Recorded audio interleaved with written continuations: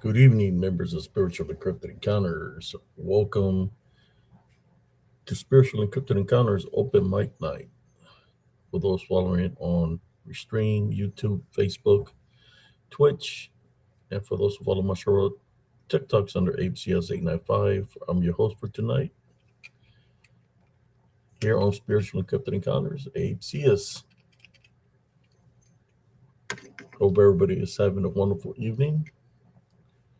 I decided to start a little bit early. Let's see how it goes tonight, brothers and sisters. I'm fixing to share this live feed.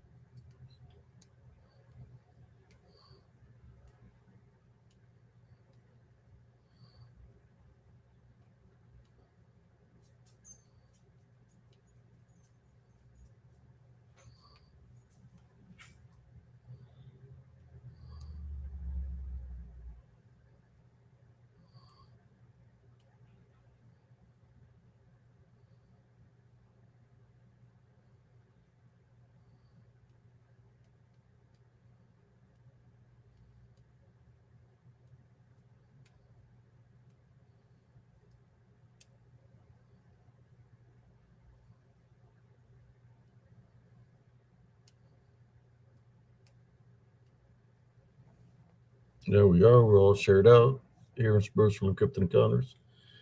How you doing, Andres Carizales?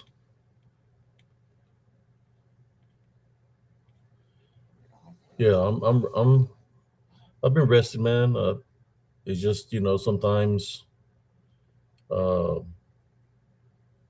when it hits you, it hits you.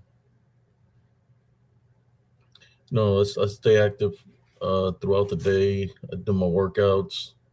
So by the time nighttime comes, I'm kind of a little bit tired. So if I do my live feed, start my life at 12, by the time I hit like 1, I'm already feeling it. I've been trying to get my hours straight. Uh, but besides that, everything that I'm going through physically, it takes a toll on you. I'm just not one of those people that wants to run to the hospital every time something happens to me. I feel it's within us to be able to overcome whatever or whatever we're going through, right? But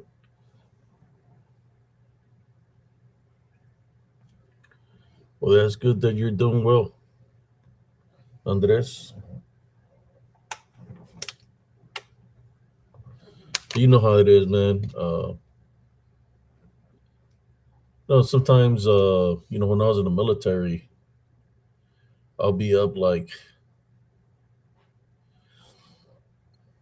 18 hours, get like 2 hours of sleep, then go do the same thing over, or 16 hours awake and get like 3 hours of sleep and do everything over. It's kind of like my body was used to doing that, but now that I'm getting older, I feel it. You ever put your body to the test that way? I mean, where I was at out there in combat, I had no choice but to be that way. You know, King couldn't get the shut eye. I think for about 3 or 4 days, man. I had no shut eye. I was like wide awake. By the fourth day, man, shoo, I was feeling it. We're doing some serious training out there with sleep there without sleeping. To see how long our bodies will last, and we'll be at 100%, which means the whole crew will be up. Then from 100 to 75, 3 men up, one rest for a little bit, and you rotate like that, and then you get the 50%. Two men up and 2 men resting, and you rotate. And that's only for nighttime. But during the day, you're wide awake. And then went to like 75% at one, until hours got back to normal. But yeah, the sleep deprivation, man. I've done all that. You got to know how to weather the storm, to weather what you're going through. You know, I know I say the things that to say about me, but I'm a fighter. Yeah, there's times that I'm up here and I get. You see, it's not just that I you know I stay active during the day, but it's then the meds, pills that I have to take. All that puts a toll on the body.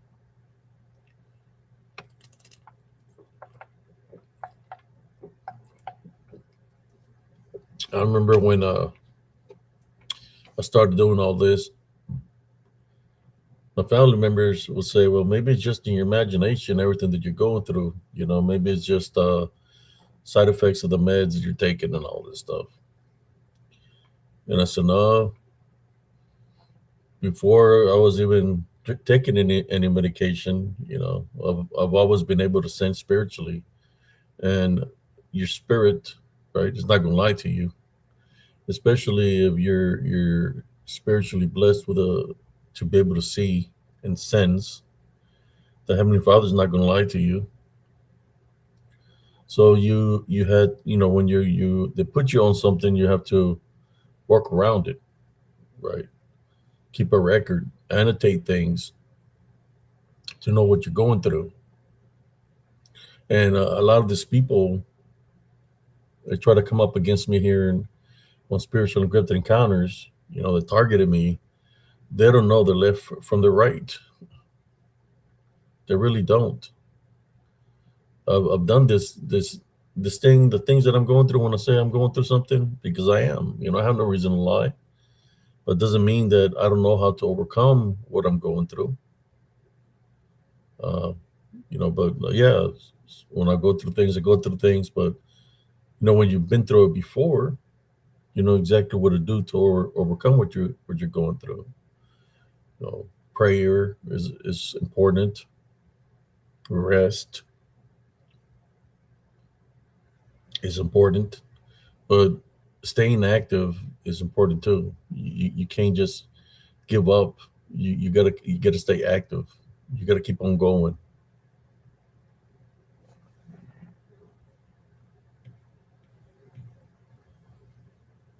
How you doing, sister? Beyond the box. How you doing tonight? I hope you're doing well.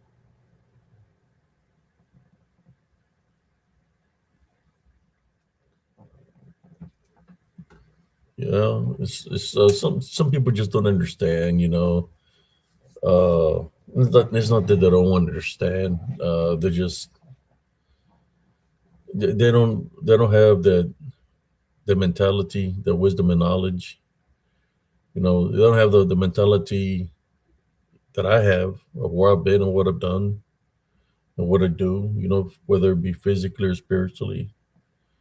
So if they don't understand what I'm talking about, of course they're going to act up and they're going to say negative things because they're clueless about what I'm talking about, compared to somebody that might might understand where I'm coming from because they've been through the same things or going through something similar to what I talk about.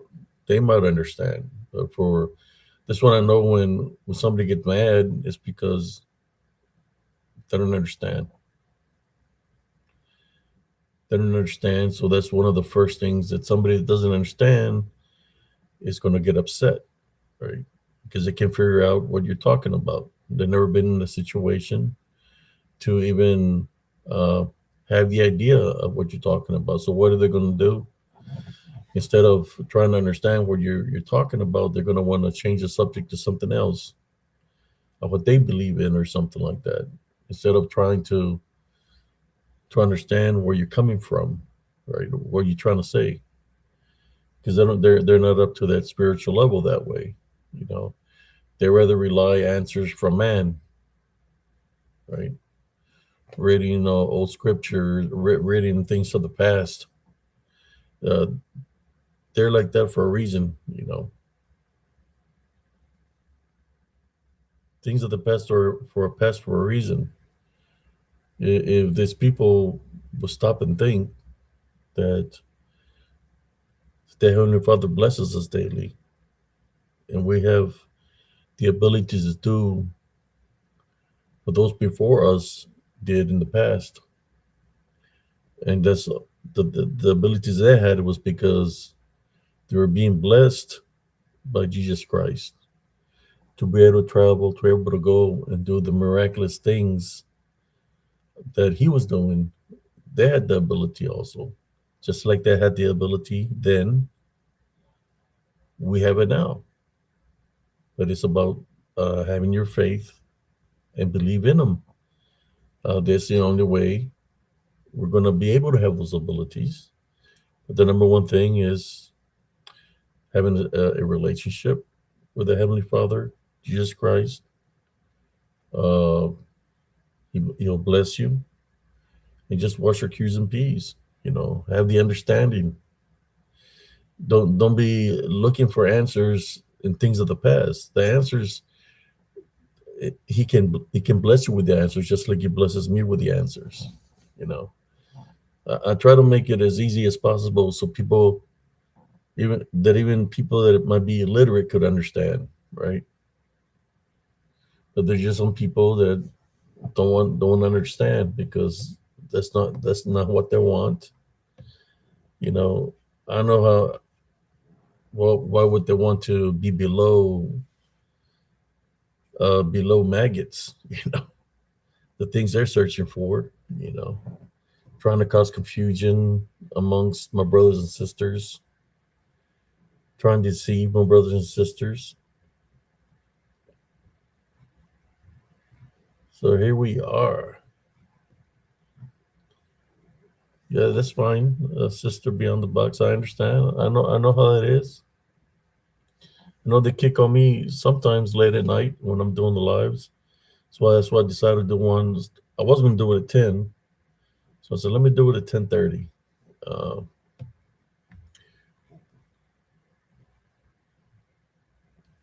yeah, see all the things that are. I really don't pay attention to the news. I pay attention to the spirit, man, to the things that are happening around me spiritually. It's like I don't know if you heard Sister Beyond the Box. So there was a woman that they found at the little pond by the park over there in some pond or in Harker Heights. Some woman, I guess, at the little pond where they go fishing and they walk around the course. So I'm thinking that's a location that they found a woman that had drowned in there, and nobody knows when the time is, right?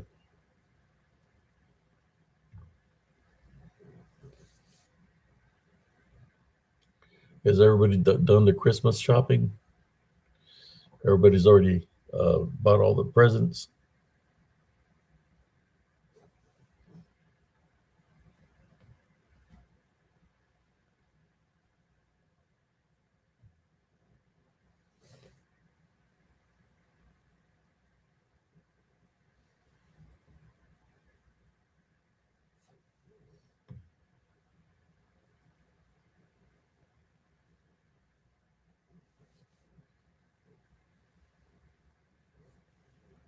So I'm fixing to drop a link here. See who wants to jump on here. Uh, I'm thinking we're going to keep it spiritual, paranormal, and even cryptid. A mixture of a little bit of everything.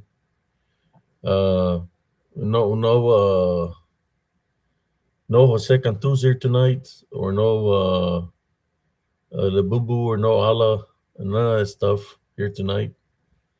Uh, we're going to try to keep it here to anything that dealing with spiritual cryptid, things in that nature.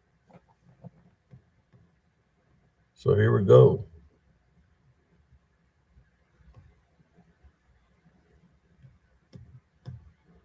Let me see if I can drop this link if it allows me.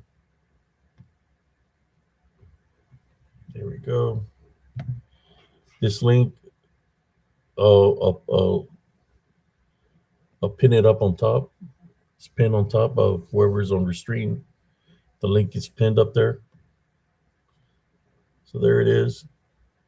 Yeah, I heard about that woman there, and I heard about a family's house that burned down. They lost everything.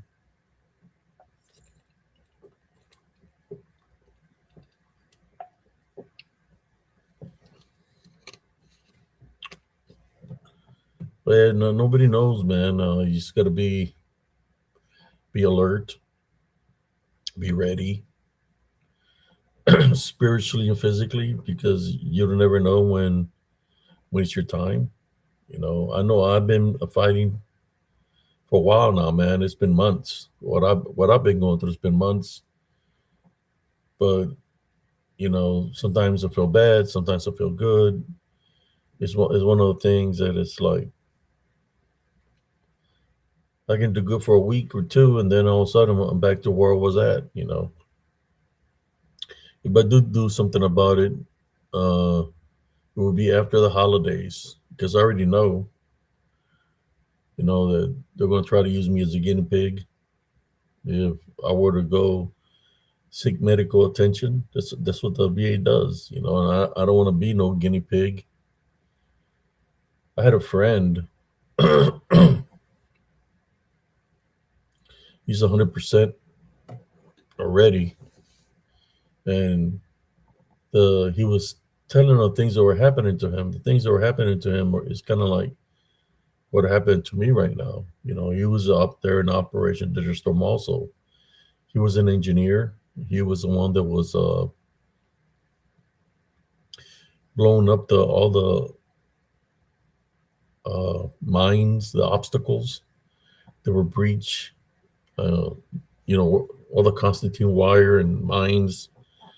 There were clear paths for us. Where there tolls, clear, a big boom and make a path for us, so we'll be able to successfully cross the breach, right? Well, that friend of mine, got very sick, and he was having a lot of medical issues. Um, as far as I know, he's still hanging in there, but I haven't seen him lately. He wasn't with me in combat, but he was one of the guys. He was out there, but with a different unit, not exactly with me. So, but he is a Desert Storm veteran, so he was out there also. Yeah, he was having all kinds of issues back like maybe 15 years ago. But hopefully it's hanging in there. Nobody knows. When you place your life on the line like that, there's all kinds of things out there. If the smoke don't get you, the the what do you call it? Oof, the siren, or the what is it called? Not the siren. I'm trying to remember the word. I can't remember the word on top of my head. The rounds from the tanks, you know, they have exposure that it can affect you. There's so many things out there that can cause exposure.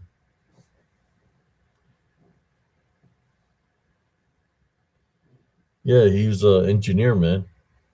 The engineers, they're the ones that make they can make a bridge, so you'll be able to cross a gap, uh, a river, whatever. They can make bridges to be able to cross, and if there's uh, uh, mine obstacles, they clear that for you, so you can cross safely across that obstacle, or should I say the minefield, right? They cleared a big, I mean, it was a big mound, man, that they had created. It was huge. I would say, man, like what, 100, 200 is like 200, 300 yards. That's how big it was. And they cleared it up and made a passageway for us to be able to cross. Uh, there was mines everywhere there.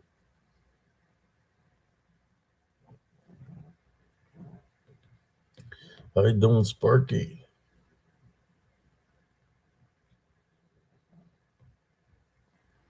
I think the word I was looking for, I'm not. I don't know if I'm. Is it not uranium? Is it uranium? I don't know, man. The rounds that we use, you get exposure from it. It's got something in it. I can't remember. I already went to go do a, how should I say, a test for that. They told me I didn't have nothing wrong with me. That's what they told me, right? And then all of a sudden, I'm having all these problems. But then I said to myself, I said, I'm not going to go over there and they're going to use me as a guinea pig. So I'd rather just suck it up and deal with it myself to the best of my abilities. Now I heard about this. They said some of the troops, some of the guys that are having certain problems of exposure, that they send them to this pink. They call it the pink hospital, where they use them as guinea pigs. And I'm not going to do that.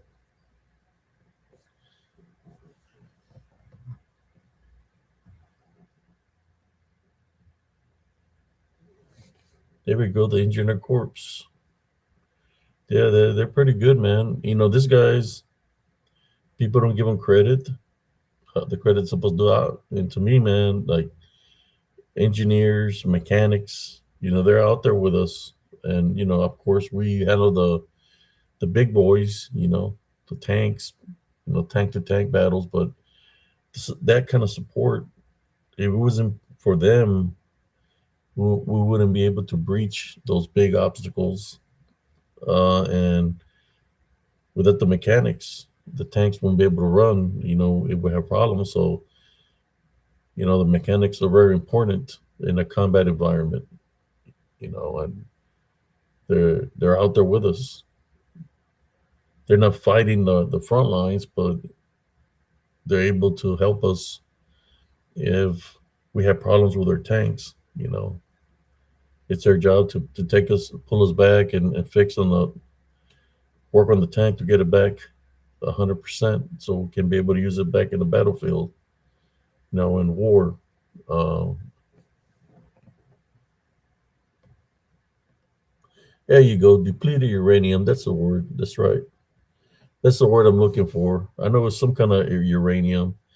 The saber rounds have the depleted uranium, which this is the real rounds, not the practice rounds. The real rounds, the ones we used out there. And my loader, as far as I know, he's doing good. When we were out there, we was actually for a moment there, we had all our NBC gear on. We had a protective mask on. We had the what do you call it? The overpressurized system, sucking anything out of the tank. You know, so that's how we fought for a while with our protective gear or NBC gear, because there was they were dropping stuff on us. And that's why we were fighting for a while, and then we did a M256 kit, and it came out clear. Then we did another one just to make sure, and it came out clear again. And we took up our masks, and that's how it went. Continue to battle with the mask off, but we were inside the tank, right? Yeah, depleted uranium, all this stuff, man. All this stuff, it affects.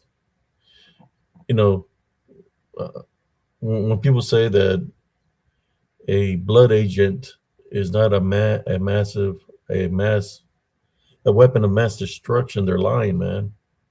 It is a weapon of mass destruction because if they can drop that in a whole city, you know, people get freaking that in their system.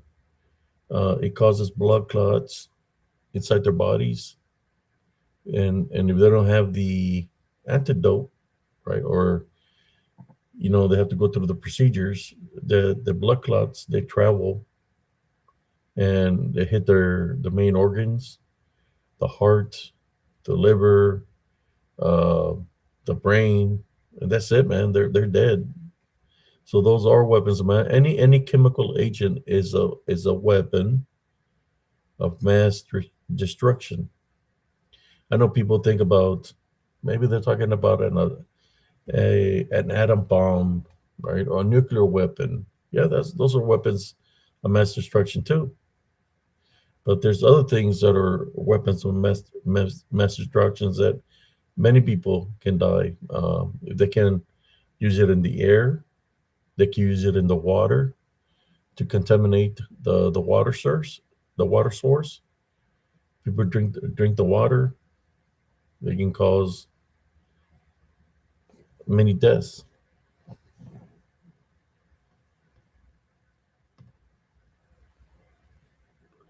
That is a tank crew, Sparky. I was a driver when I was out there. The loader was inside. The gunner was inside. He had the loader and the TC. Uh, when we were doing that, we had all the hatches closed. When we're going forward, and then it's when he said it was all clear. And when we went further up, it's when the TC and the loader they were actually up, and they were shooting. They were firing the 50 cal, the 240 machine gun. They were on top. Uh, After we make sure we were clear for any kind of chemicals.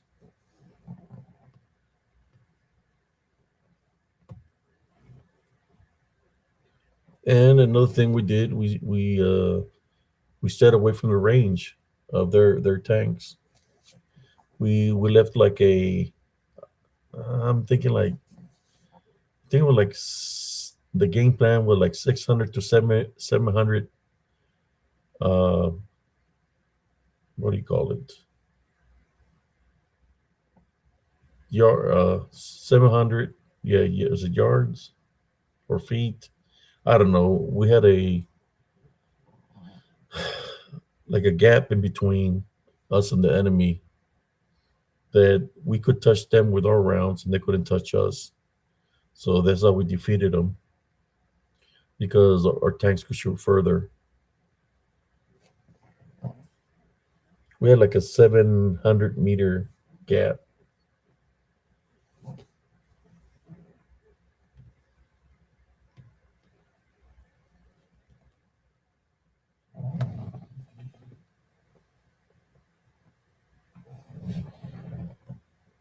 No, I wasn't a mechanic, man. I mean, yeah, we do maintenance on our tanks. Uh, I'm saying that the support of the mechanics and the engineers and anybody that supports us out there is important. The cooks, but the in the battle, the people that supply us the ammunition is a key because we ran out. They came back behind us and with with the ammunition, and re-uploaded us, real fast. Just hurrying up, just reloading, putting new rounds and everything in there. Um, yeah, the tanks is a four-man crew. You got the driver, the loader, the gunner, and the TC. It's a four-man crew. We do our own maintenance on our tanks. Like check the oil, the transmission fluid, the hydraulic fluid, the hub fluid, uh, grease up the tank, make sure all the bolts are tightened up on the tank, make sure nothing's loose. No, we do our own maintenance, but The mechanics, they're the ones that do the maintenance on the packs, which is turbine engines. They're the ones that do the maintenance on that.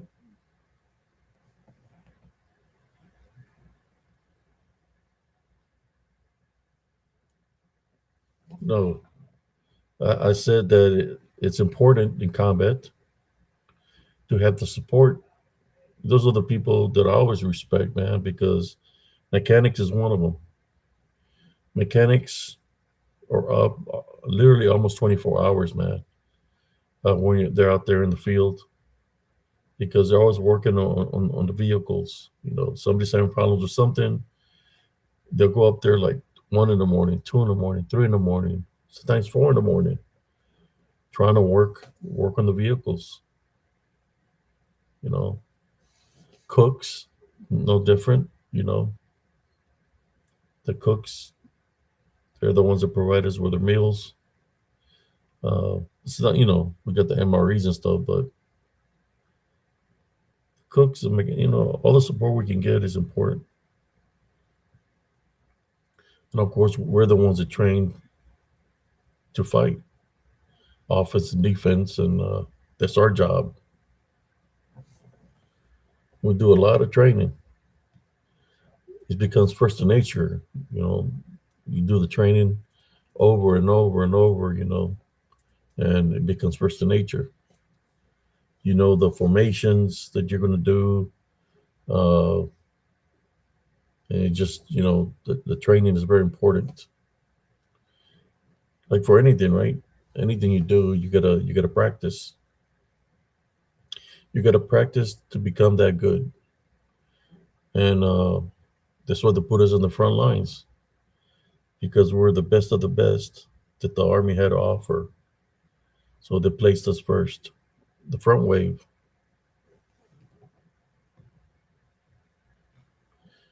Uh, I'm a 19 kilo man.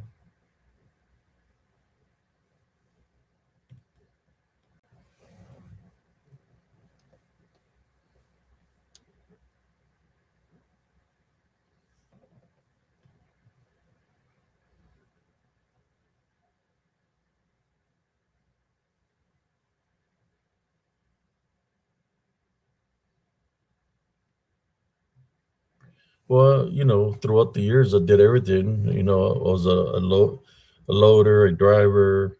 I was a gunner, and a tank commander.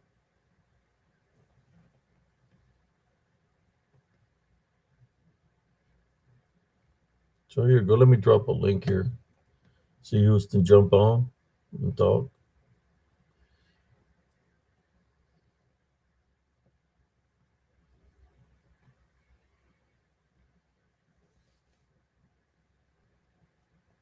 Yeah, I mean, we can talk about the dog man here in Central Texas.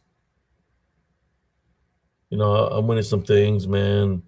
It's just I'm to the point that I'm seeing something, I'm not going to believe in it because the DDNs, they manifest, they can manifest to make it seem that they're there.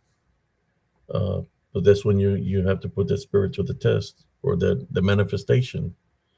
You have to type on rebuke in Jesus Christ's name because if it's demonic and you're believing in it, then it can attach itself to you and attack you spiritually.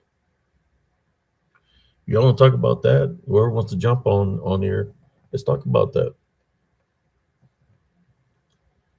I can tell you how big is the ones that I've seen that seem to be real, but I know it was all a how should I say, the devil likes to deceive. Satan likes to deceive people, just like he likes to deceive people. The demons and those that are affiliated in those ranks, they deceive people too, and it's because they want you to believe what you're seeing. You just got to remember what Jesus did to the man that was possessed, right? But the legion, they wanted to go. I think if I remember correctly, yeah, the herd of pigs. I'm thinking it was like 2,000. I'm not sure how many pigs it was, the herd of pigs, but There's where the Legion went into was a lot of, I don't think 2000, but maybe the Legion was 2000.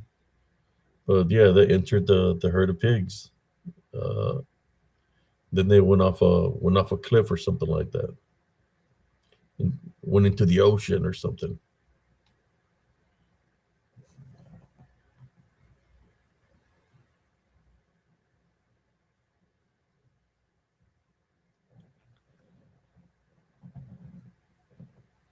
All right, here we go. Who we got here?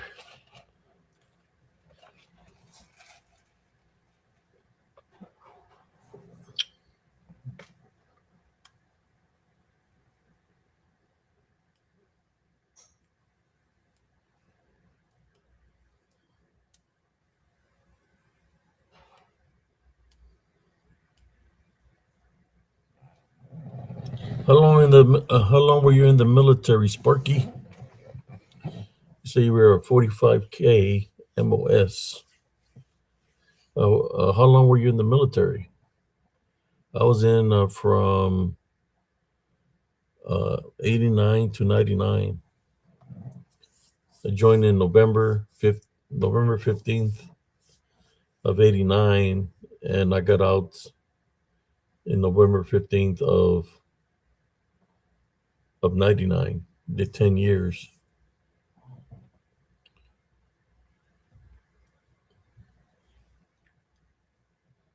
Being in accidents and stuff, it took a toll on me, and I went up with a condition in which I had to get out. I was still left as a honorable discharge and all.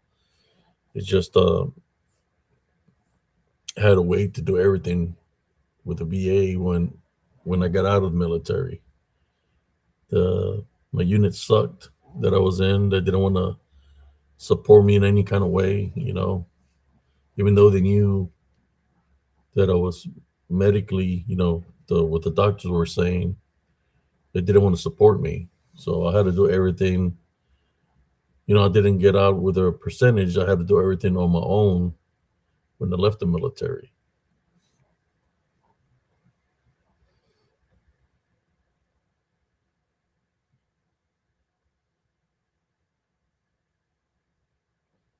So I only did 2 years.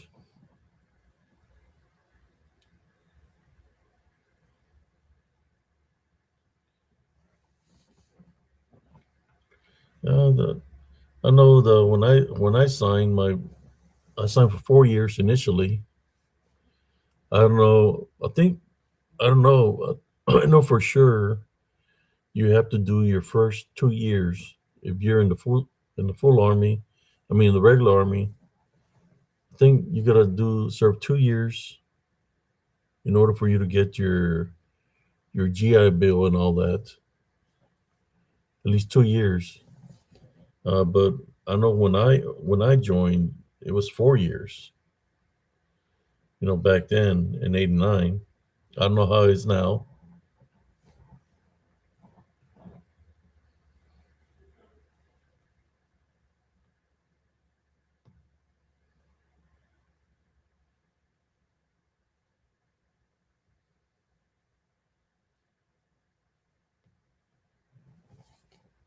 Yeah, I did 4 years, and then I reenlisted.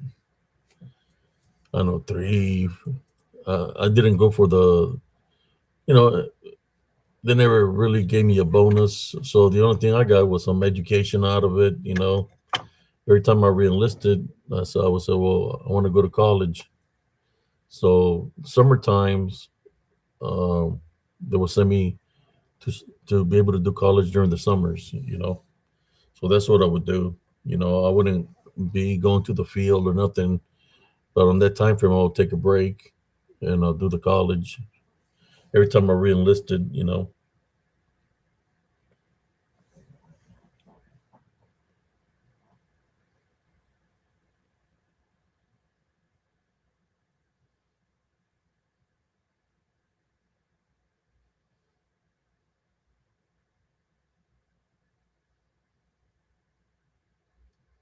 Oh, I see.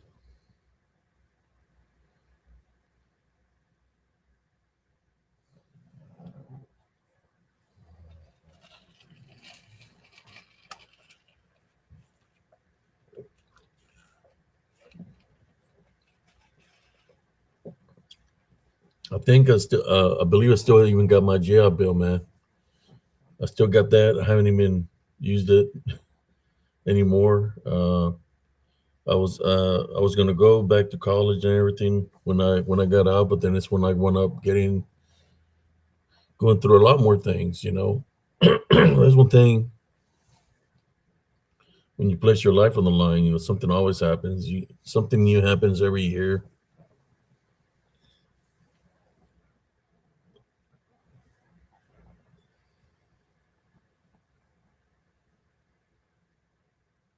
Well, I think let me answer. Oh boy, over here. Do you guys think like dummy can use its hands? Well, I know that if people are looking down on the ground for footprints, well, they all also have to look up because they might be up on the trees. I've heard had an incident that happened to me in Elms Grove where it's nighttime, like around 10:30 at night. We're sitting in the park and we're sitting on a picnic table. Me and my nephew. My nephew wants to join the military, and we're talking as we're talking about the military. And giving him advice. I could hear like something. I could hear like claw marks clawing on the acorn tree up on top, and you could see pieces of the bark landing, falling from the tree, hitting the picnic table. And I kept on hearing the scratchy marks up there on the tree, and I'm like, the first thing I thought is like, wow, maybe it's an owl, or maybe it's a tree lizard, you know, because there is tree lizards there. So I'm thinking that a tree lizard is doing there. There's also wild cats that could probably climb on the tree, and other animals that can climb trees, kind of like a cougar can climb a tree also.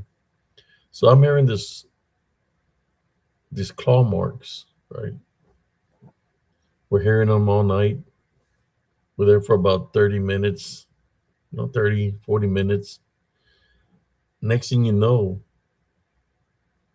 the the oak tree branch, there's this big old branch. It breaks, and you just hear thump, like a loud thump. When we turn back to look, we see the big old tree limb land on the ground behind us. Like it landed and almost hit the picnic table. Uh, and when I looked to my left, I seen something else land beside the acorn branch. And it was a big old thick branch, man. I mean, huge. It landed right beside it. And I'm looking at it, and it's looking at me. As I'm looking at it, and it's looking at me, it's looking down at me because it's that tall. What was weird about it is this was different compared to what I had seen of the supposedly dog man, right? The black one or the brown one. This is different. This one here was standing on twos, looking at me, and he had black dots on his body. Look, it looked like a cat, like a feline, like a. I'm not even going to say a bobcat, but he had those features, right? And I'm looking at it like, what the hell is this? So he looks at me, and I'm looking at it with no fear. It's not making no noise or nothing, like no cat sound or nothing. And then he just turns around, turns to the left, and runs into the creek. You could hear the branches breaking, and you can hear it land in the water, and you can hear the water splashing like it's running. in the creek bed, and then he goes. You hear branches breaking again, and he comes inland on the park, and he keeps on running straight. It goes all the way to the far side of the park where I had my encounter with a six. But he was running on twos. Now that one right there, man, I, I think that one was real close. That was like maybe not as close as the ones in the path, but that was. I mean, I could see it because the light poles were there. That was like maybe I would say like a 10 to 11 feet away from me, and I could see it how he looked. No, but when it comes down to that, man, it's like of what I've witnessed in Central Texas. There's a lot of shapeshifter skinwalker activity. I mean, you're not going to see a something that looks like a cat run on twos, running like human, not like a human, but running on twos in its manifestation or in its beastly form. No freaking way. I mean, what are these things? To me, they're manifestations. That this shapeshifter skinwalkers, maybe uh, native in your borough grounds, that they have those abilities. To be able to take those manifestations. But that's what I witnessed in. That's one of the incidents that I witnessed. And the thing about that is, I wasn't the only one that witnessed it. It was my nephew also. My nephew at the time was like 21 years old when he witnessed it.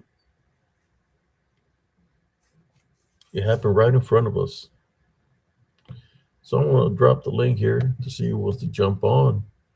So I can talk about my encounters, but it's not tonight is not about my encounters. Tonight is about your encounters. There's a lot of the people that doubt, right? They say, "Oh, this individual here, he's not saying the truth." The only thing I can say is this: if people want to verify what I'm talking about, hey, Google Elms Grove Estates, Killeen, Texas, and the location is right there. Go investigate yourself, and you will find out that what I'm saying is the truth. That there is activity there. I'm more sure you're going to run into something, whether it's something in that nature or the shadow figures that reside not just there, but they're all throughout Central Texas. I believe those are the dark shadow figures that I encountered. Possible native Tonka ones was the natives that used to reside in the land, but they're everywhere. They're here in Temple. I've seen them in Harker Heights, Killeen. I mean, just about everywhere. I used to see them in the field when I would be out there training.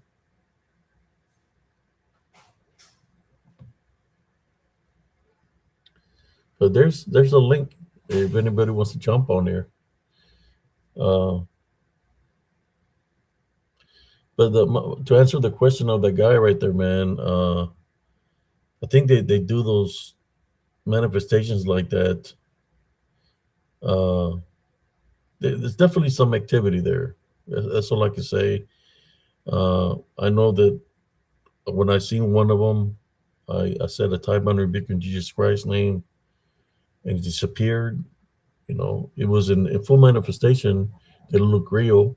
The the all black one that I seen by the swing set.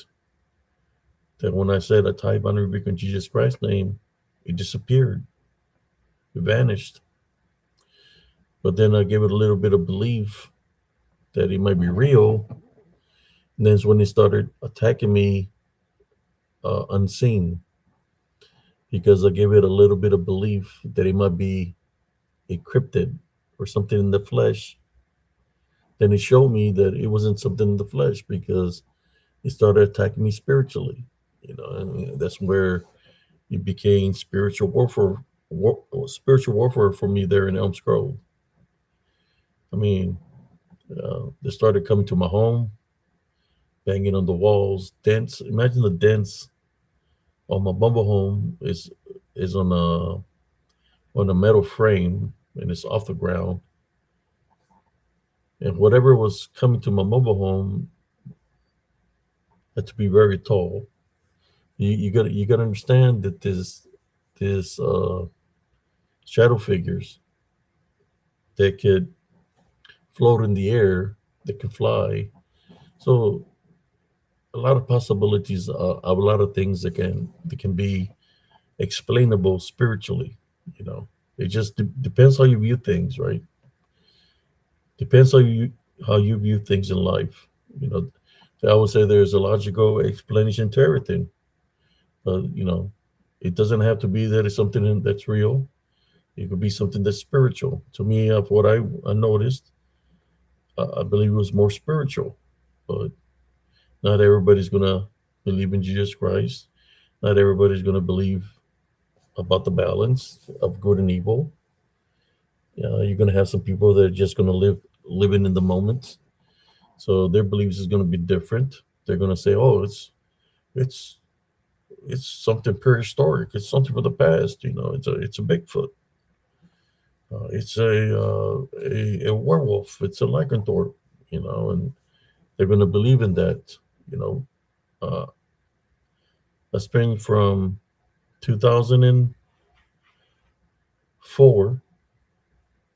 Uh, I stayed from 2002 is when I moved in there, but from 2004 on up is when I fought spiritually there for from 2004 to 2015 before I left.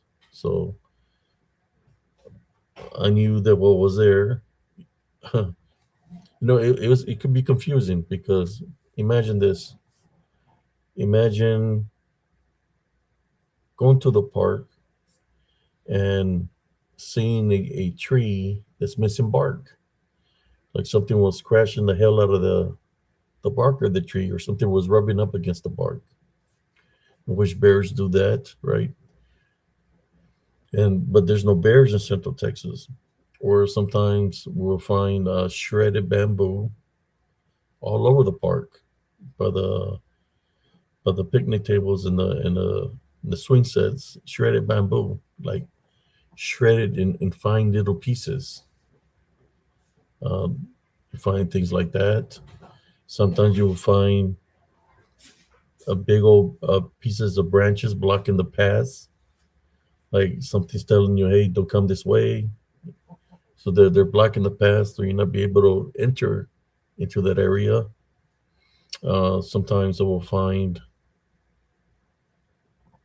there were signs out out from the park where I lived in the neighborhoods.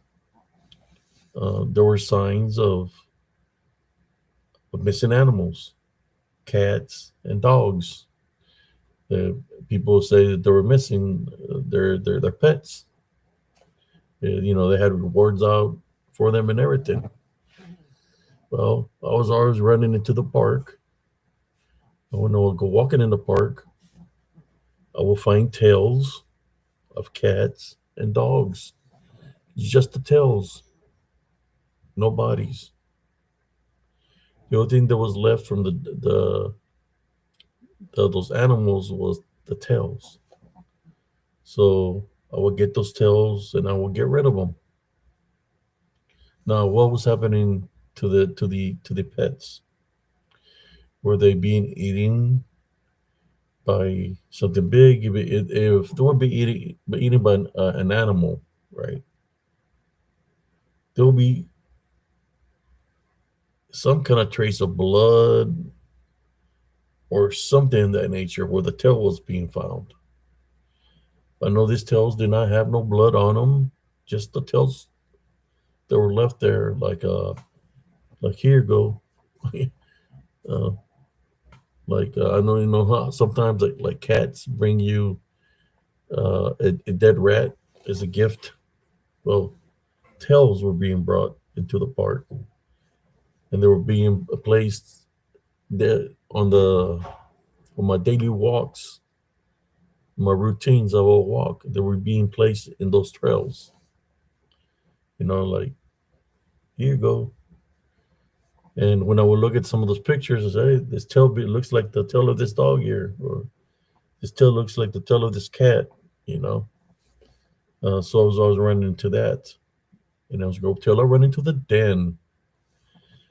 I ran into this den out there, and right by the airfield, or should I say the old airport, there was like a pond out there, but the pond was dry.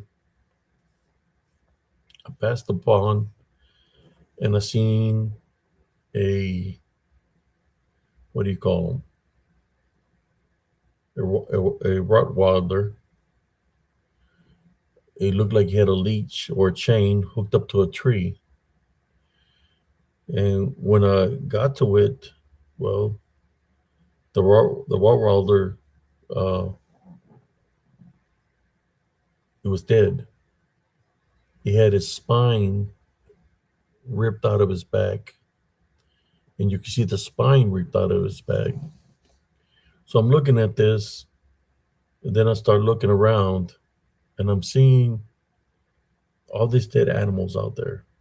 I'm talking about uh, dogs, cats,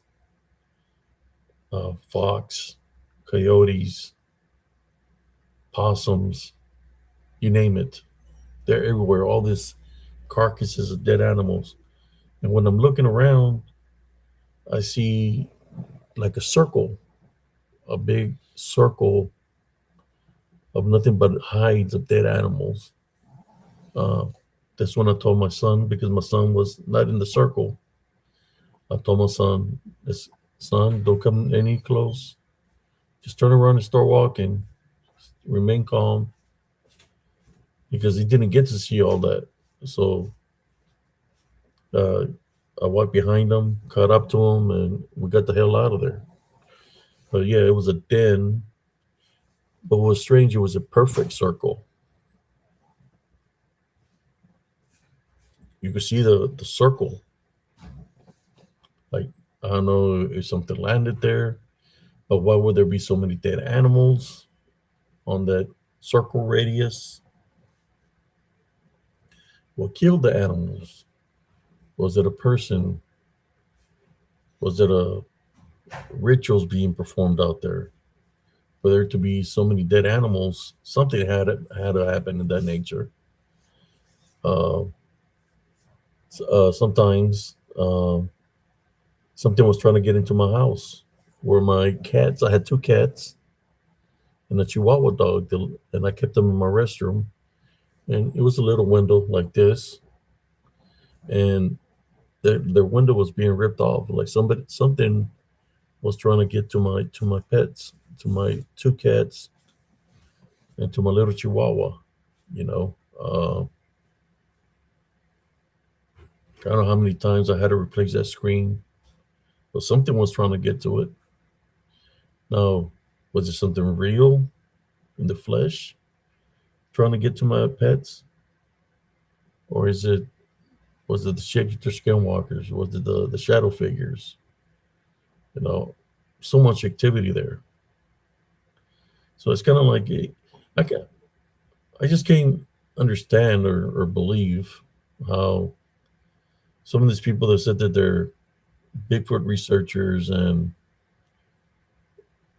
this cryptozoology stuff. You rarely hear them talk about running into shadow figures or to the things that I'm talking about. I'm surprised that they haven't run into the shadow figures, because shadow spirits or unclean spirits. Uh, uh, what I noticed, they do have abilities of something.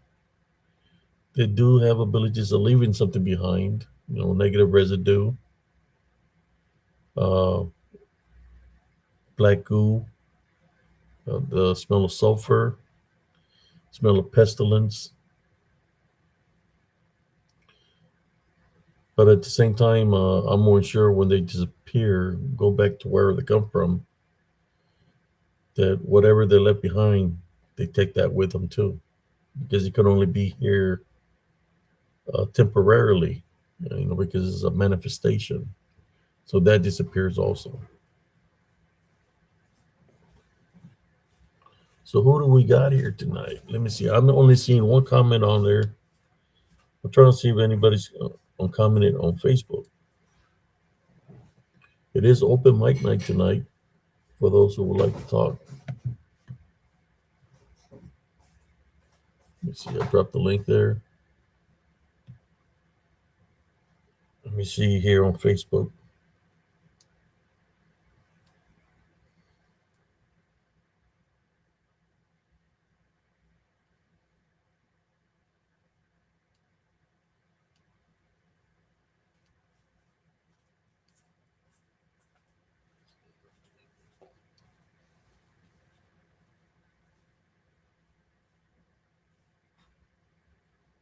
Yeah, Tuesdays is kind of slow for open mic nights. I know uh, it's kind of slow,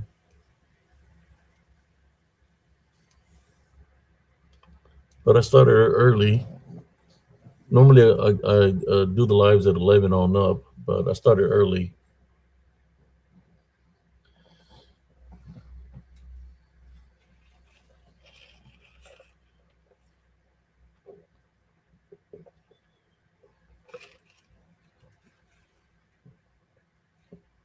How you doing? Any questions for me? What I'm gonna do, man? One thing about this area where I used to live is when I try to do Google Maps, so I could go down in there and take pictures. It won't let me go into the area of Elms Grove. Not unless it's changed, but it won't let me go into that park. It will let me go to all the streets around there. It's kind of like a dead zone. It's not part of Killeen. It's not part of Harker Heights. So that mile that goes from exiting Killeen to entering Harker Heights is like a dead zone.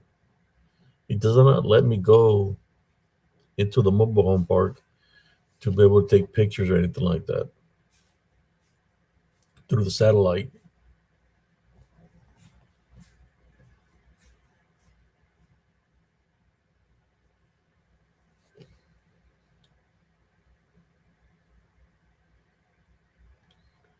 Yeah, the only thing I got to say to the individual about that if it's got hands, that he's able to grab you. I've been hit before, man, there, uh, where I've had a bruise on my back, but there was nothing there.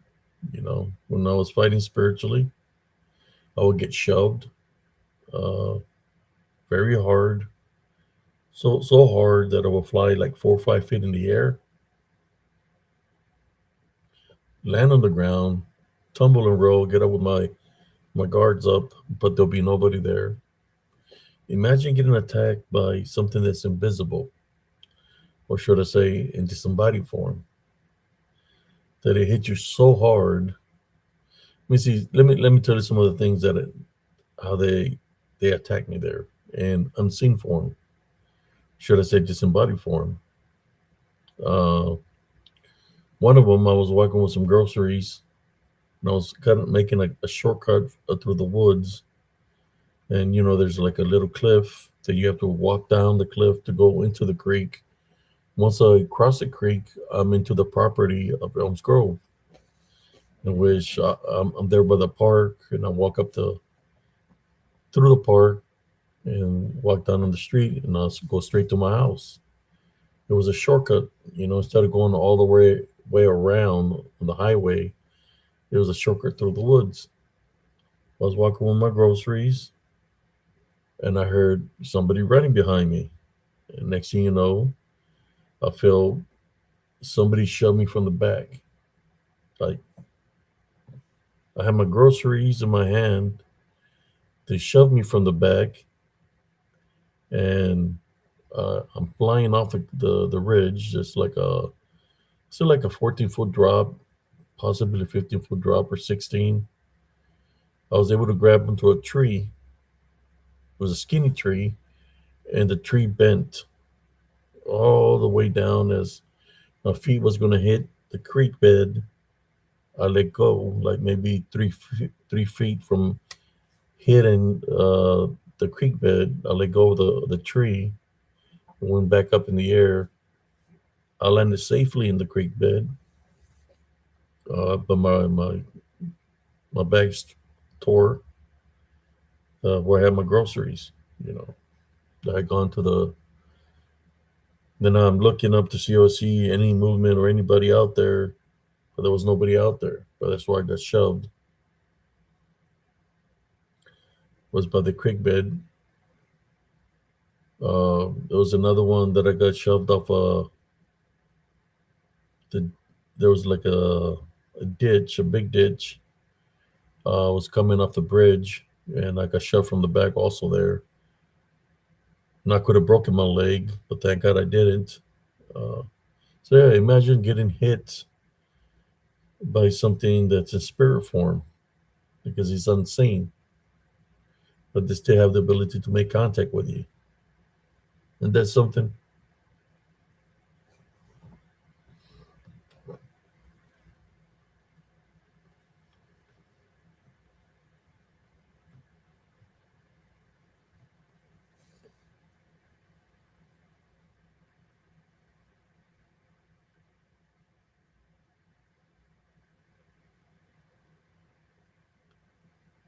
I've seen a person get elevated around, see, around 7 feet up in the air by an unseen force and get slammed on the ground. And then he get elevated up in the air again and got slammed on the ground. It dropped him and lifted him up like 3 different times, slammed him hard on the ground. And I was like, what is John Cena doing? Can you see me? What is John Cena doing? Is he a hitman or something? Picking up this guy and slamming him on the ground? But he wasn't John Cena. It was something that was in spirit form. Or, you want to say it's a cloak? You can say it's a cloak. But whatever it was, this man was getting elevated in the air, getting slammed on the ground by unseen force.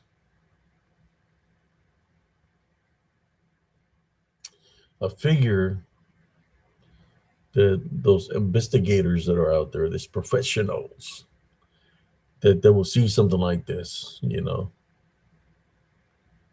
It's not just about something that's in the flesh. I mean, if you can find a footprint, but anything can make a footprint look bigger, especially if it's muddy. The foot slide is going to make it look big, and then like, oh, well, it was only one print. Was there other footprints around it? Well, no, we only found one print. Where would they find one print? Oh, the Bigfoot, uh, it Bigfoot, the aliens took him, so they only left one footprint.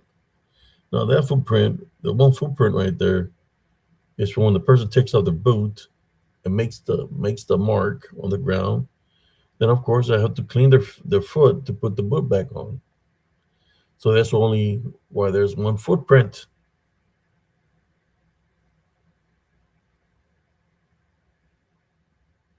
because it's being man-made.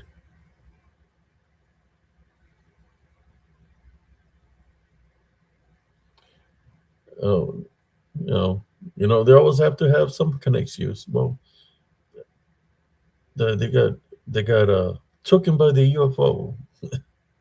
That's why there was only one big footprint. Or they're going to say, well, it teleported back to where it come from because the Bigfoot is an alien. That's why there was only one footprint. They're going to say it's part of a. It has the ability to fly like the Mothman. Uh, so that's why you only see one footprint because he flew away.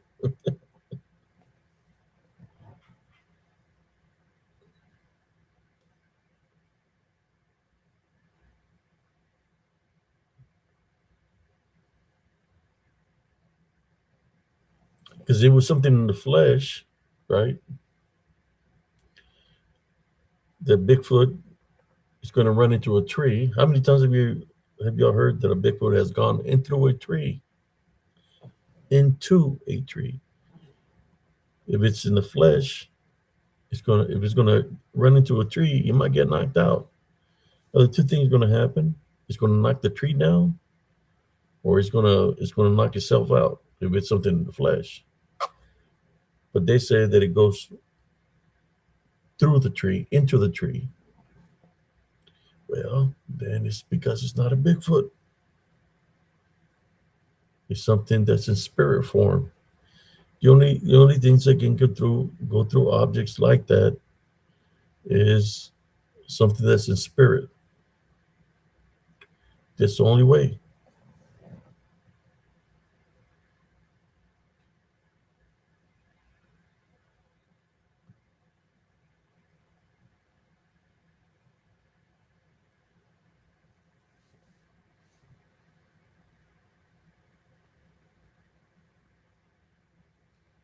I'm just, like I said, I've been out there. I've done the investigations. I mean, when I was in the army, uh, I did have an incident happen to me out there where it was nighttime. I had the night shift. I was in charge of the talk, which is the center of operations. We would set up the PC up on top of mountain ranges, on top of the mountain ranges, and we set up a big antenna, right? And we'll give coordinates to higher of where all the vehicles are at and stuff like that, right? So the antenna was our form of communication that we set up on top of the mountain ranges. I did have an experience out there where it was raining, very cold. It was raining hard out there, and the generator ran out of fuel, so I had to go fill it up. Uh, as I was filling it up with gas, the something hit my Kevlar. There was a big old rock that hit my Kevlar and bounced off. And I'm looking around trying to finish up, and I'm like, "What the hell?" And then all these rocks are being thrown at me over some bushes, and big rocks are being thrown at me, and they're landing right there. And just imagine it's raining hard, and I'm getting hit by freaking big old rocks. So I'm pissed off. I'm like, "What the hell?" And I'm looking, trying to see if I see anybody throwing rocks at me. I said, "Who the hell is going to be out here? There's lightning, there's thunder. Who the hell is going to be out there throwing rocks at me?" So I filled the generator, went back into the talk, and I said, "Sarge, I said, why are you messing with me, Sergeant?" He looks at me and I said, "What are you talking about?" He had a cup of coffee and his BDUs, and he's not wet at all. And I thought it was him that was messing with me. So that's about the one of the crazy incidents that happened to me out there. That I was working for S3 Center of Operations, and something hit me with a big old rock on the Kevlar, and they were throwing so many rocks at me. What it was, I think there's another mountain range right across that range. That's a native Indian burial ground mountain range, and nobody is allowed to be up there. And I believe this one might have been connected to that mountain range because of the activity was out there. People say, "Oh, that's a Bigfoot." Well, I'm here to tell you that it wasn't a Bigfoot throwing those rocks at me. I feel what was throwing those rocks at me out there was native, was the spirits of the natives, or possible shapeshifters skinwalker. So they were bombarding me with those big rocks up there, man. This happened like in 1990, 93, 90, yeah, 93, some more, yeah, 93, 1993. at um, Clabber Creek. Is it with the Clabber Creek? Yeah, at the Clabber Creek. We're set up in Clabber Creek, up in the mountain range, or the big mountain or hill that they had there. We're set up out there where that happened, Clabber Creek in Fort Hood, Texas. Yeah, a little bit. Everybody's a little bit shy tonight.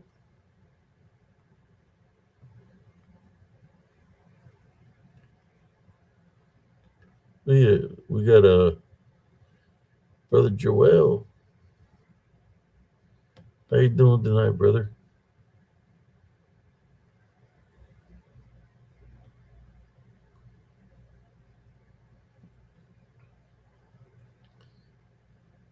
I think I found out who those huaraches from yesterday who they belong to. I had a last night. I had a dream, and I seen this woman in my dream. Like she's trying to show me a location out there in the woods. I seen how she looked and everything, but I don't know if it's a real person or the DDN. They like to play games, right?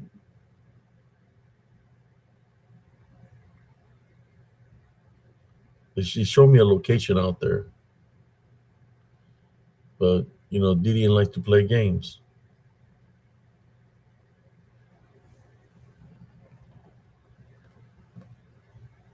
Any questions?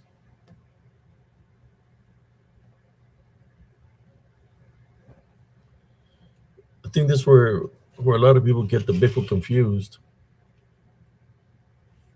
to the native spirits, or should I say, people that were dabbling in the dark arts, which would be shapeshifters, skinwalkers,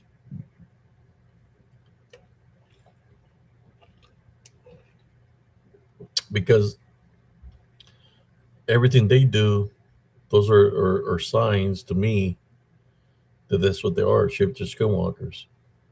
The rock formation, Soka rock formation, the banging of rocks in threes, the banging of the trees in threes, uh, blocking the road or the path.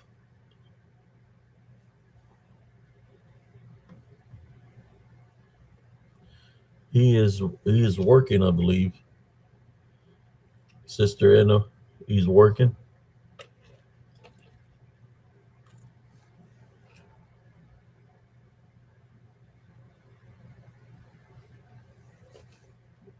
Um,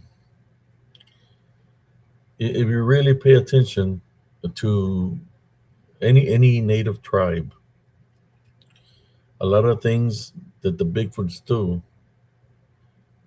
those native tribes do.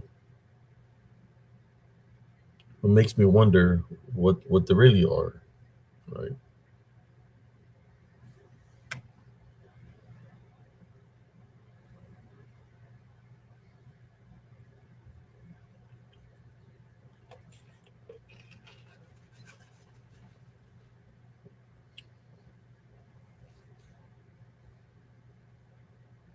But I used to run into the shadow figures all the time out there in the fields or Fort Hood, just like I run into them still right now.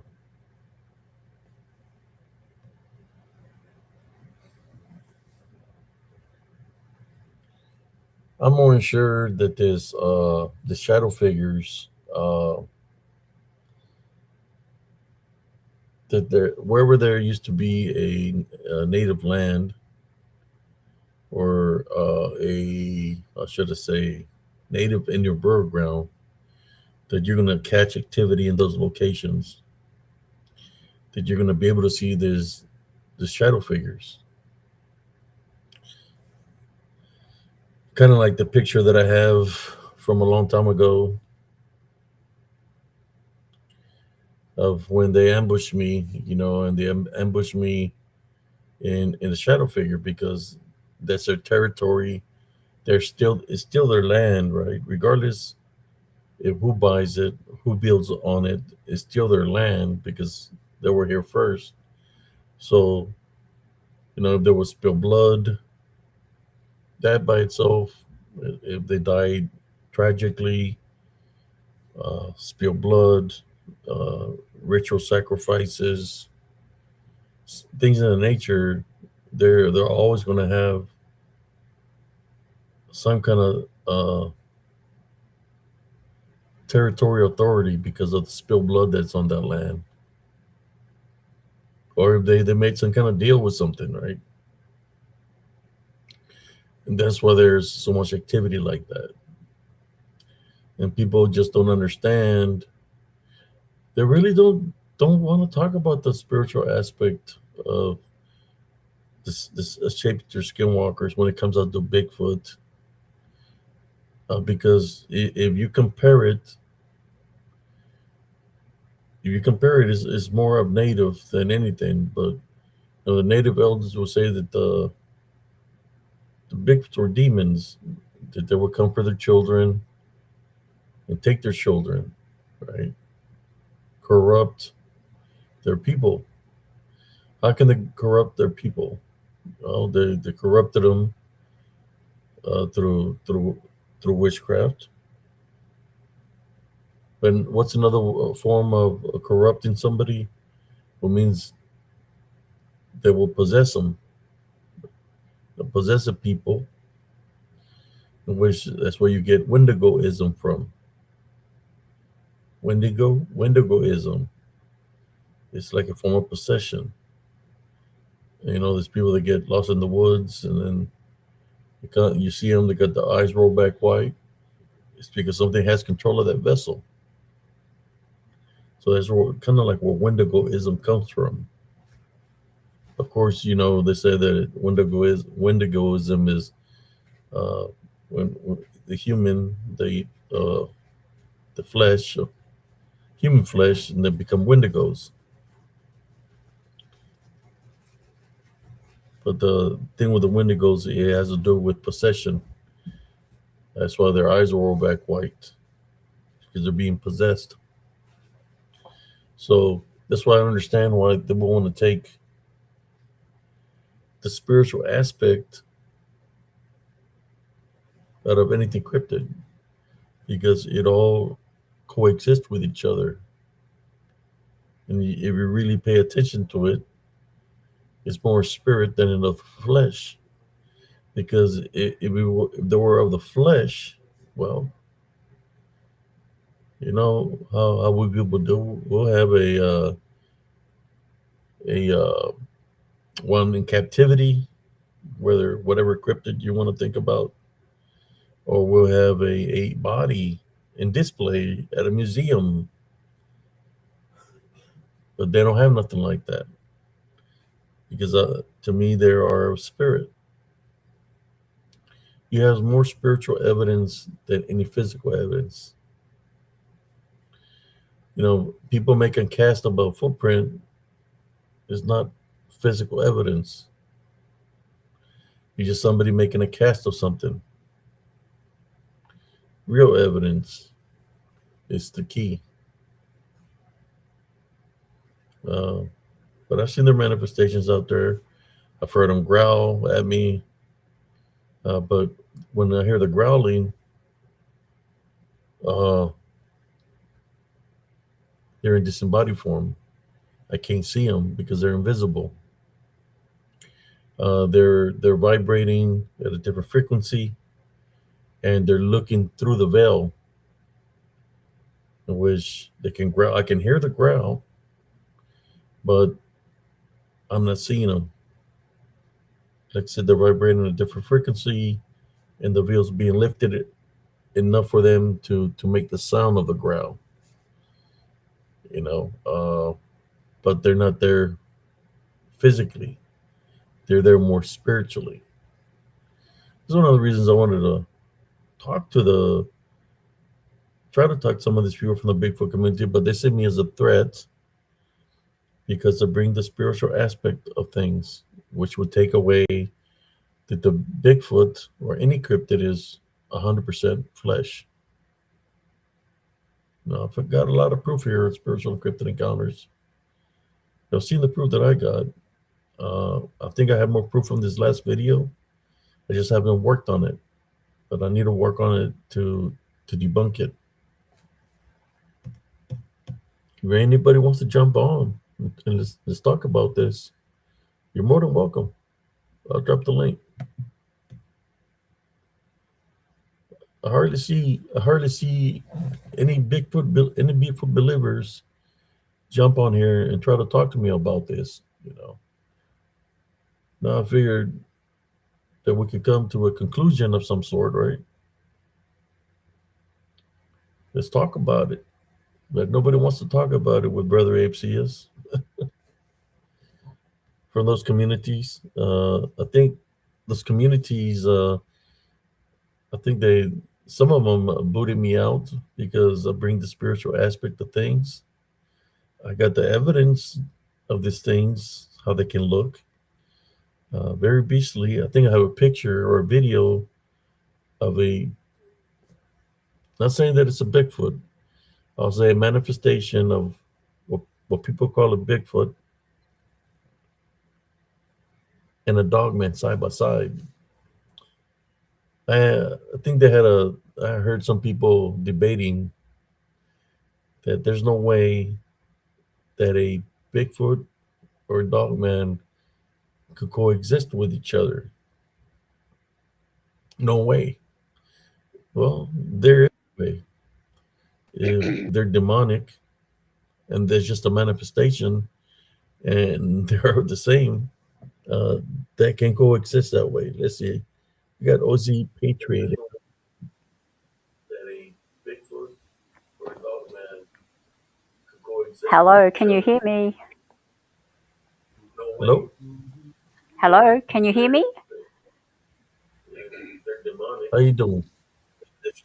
Oh, good, thank you very much. I just want to say I love you. I love your show. I love all the members there. I just like to say about 15 years ago, I took my little dog out for a wee and I actually heard something growling out in the backyard at the back of our house. And it took me over 12 months to actually go back outside, and I've never heard anything like it, so I don't know what it was. Yeah. And if you're not seeing it, it's it's there, but it's not showing itself to you. That's what happens to me when I go investigate out here. The video, I heard something growl at me right behind me, and I'm looking, but there's nothing there. I think they're in a different, from the spiritual realm or the veil. They're behind the veil. They're seeing me, growling at me, and I'm able to hear them spiritually through the spiritual gift discernment, but I'm not seeing them. But imagine if the veil will lift, completely lift, and we're able to see them, and we're able to see them. They're going to be able to see us, and only God knows what's going to happen, right? They're seeing me, grumbling at me, and I'm able to hear them I spiritually. happened to see a neighbour about a week later, and I told him actually I'd heard something out there, and it actually scared me because we have nothing big here to harm us. Like there's only, yeah, nothing really. And he was saying that it was not just long after I told him that told me he went to open the gate for his mum and his wife to come back from bingo, and he said that the lights picked something up, and he said he was quite scared what he's seen and didn't tell anybody till I had spoken to him what I'd seen or what I'd heard. And he was saying that it was not just long after I told him that told me he went to open the gate for his mum Hey, and his quick wife question. Do you or any of your neighbors have any and wind he chimes said outside your houses? I'm not sure. We live too far apart, and I don't know them all. So they come from about 130 k's away. These are like holiday homes. No, I haven't seen any. Do you do you yourself have any? No, I don't. I was about to ask because I heard another Abe. From what I remember, you said you do have some, or you did have some at one point, and I heard on another channel, Blondes and Booze, if I remember correctly. Yeah, But if Oh, you, but don't. there's no wind here right now, I was and about to they're say, not going cause off there because they're right here by my window. I would hear them. They're not like going I'm off just. at all. I had some. I was about to ask because I heard another Abe. From what I remember, you said you Somebody, do have somebody, some, or somebody's you did have background, or either they have their phone on. on the channel, Blondes and Booze, Hear if I like an remember echo. correctly.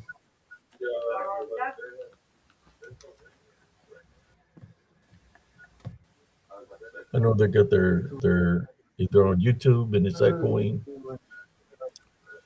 Oh, I Like, mean, they pretty sure that's probably. I'm not making any sound aside because I'm using my phone, so I'm not on YouTube right now. oh, I had trouble, Abe, on your show about 6 months ago. You had a segment on where you're talking to, I think, that gentleman from, you call him the cockroach. Anyhow, ever since then, oh, I had trouble with my phones, my computer. I couldn't get on your show until I just recently got a new account. And every time I tried to get on your show, I'd freeze, or my phone would play up and wouldn't work. So, yeah, I don't know, just so horrible that night. What what was happening to you, that I'd maybe been affected by him, just about talking about him. So yeah, it's a lot better now. well, sometimes that can happen. Whatever I'm sharing can transfer through the computer. That's why I do a lot of prayers when I'm sharing something on some of the evidence. But yeah, um, try not to talk about people, But it's like for some reason, when you're trying to do good to within the community, people always target you. So the only thing I can do is speak my truth, and I don't mind talking to anybody. But it's like I just got to continue to do the works that I'm doing, and just push on forward, not worry about what other people are doing or saying about me. But just like, what are we doing here tonight? We're just talking, and I'm sharing this picture here of a couple of this from yesterday. This appeared on the path. I know you were here. Anybody was here to see this picture from yesterday? Yeah, I You saw can, that. The you can, you can, whatever seems to me in the middle, on the top, looks like there's like a black orb or something that's surrounded by like a bright gold or yellow, which is not part of the sky. It's something else. yeah, it's right there in something standing there in the path. There's something there in the path because every time I even at nighttime, it's there. It's like I don't know if it's the guardian of the woods or what it is, what it's doing there, but it's guarding the path, whatever that is. Because I got footage of it, the same place where it's there standing. It goes into the path, it goes back into the woods. You can see the white glowing. I think I have a video of that. If y'all want to check it out. Well, gentlemen, I'll go now and just watch the show, so somebody else might want to get on. I just wanted to let you know that I love your show, and Thank I'm you. so sorry that I was cut off for 6 months, but now we're all back. Okay, thank you, members. Love you all. Thank you. Bye. Take care. Love you too.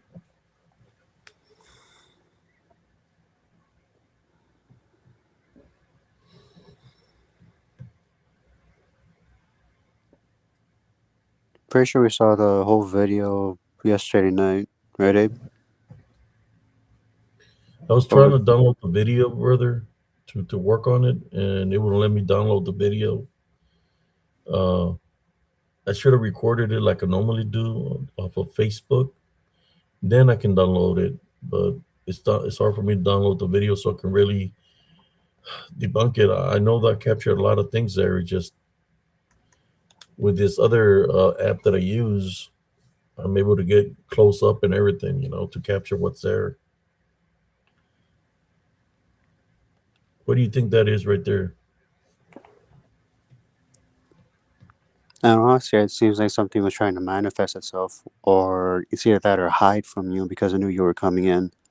I don't think it There's a, meant to show itself, but it did. Like you said, you investigate during the day because you use the rays of the sun to help uncloak them. yeah. You see in the video, if you see the video, it's not there, and then all of a sudden it shows itself and it's looking. You know what's weird is it's just this print here looks like a hide of a cow or something, no? I was thinking that, especially when you're like tanning it and stretching it over something like they usually do. Yeah. And then And here's the face. I can actually see one right next to it, except it's more like a pair of eyes. It's kind of hard to see. Like for me, I had to look at it to make sure if I was seeing it correctly next to the face. Yeah, this is the original picture. So imagine how tall that is, man. That's the original picture. That's tall. Whatever's there. Mm-hmm. If I were to grow up to walk into this path, my height would be around right here as a person. This sucker is way up there. My height, my head probably be around right here. Just underneath the black orb and light thing. And that is that tall. Mm-hmm. Huge. Yeah, I just want to. That was from yesterday, from the. I just need to debunk the video more.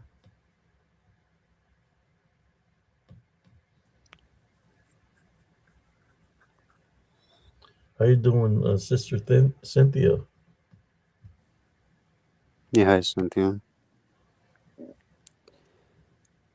Yeah, in terms of the whole Bigfoot being spiritual, just how much of them are do you like? Do you think it's like 100%, or just like you're all the way Uh, of the what? in terms of Bigfoot being the whole spiritual thing? Because a lot of these people, they're they'll deny everything, like you said before, and even kicked you off for it. Well, I believe it's man the much 100. I would say 100% more spiritual than anything, man. It even says in the Bible what's going to happen, how the veil's going to lift, and and there's going to be able to people. They're going to have the spiritual gift of discernment. There's going to there's going to be people that's going to be able to heal people. That's going to be able to exercise unclean spirits and things of that nature. Spiritual warfare is very real.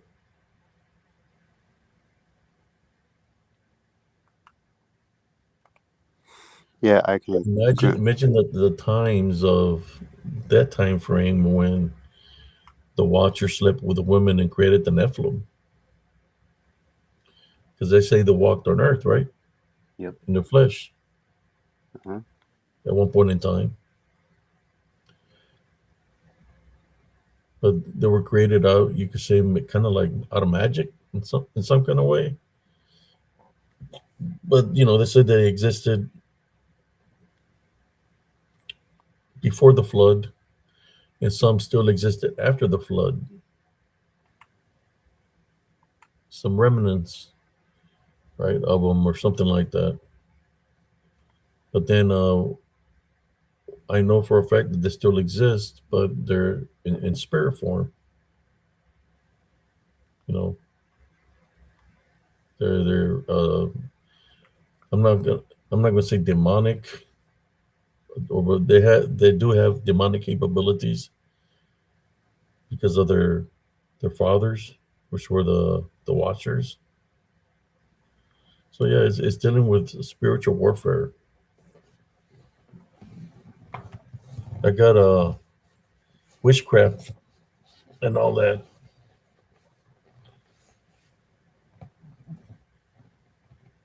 Got the smoky quartz here. Smoky quartz is good against the evil eye. It's Yeah, good against um, you also said it spirits was good for realigning your spirit, energy properly. and It's good against witchcraft. So I'm wearing that with me in my pocket. Uh, I took it out to the investigation. I had it out there with me, and of course, my black tourmaline. It also keeps you grounded.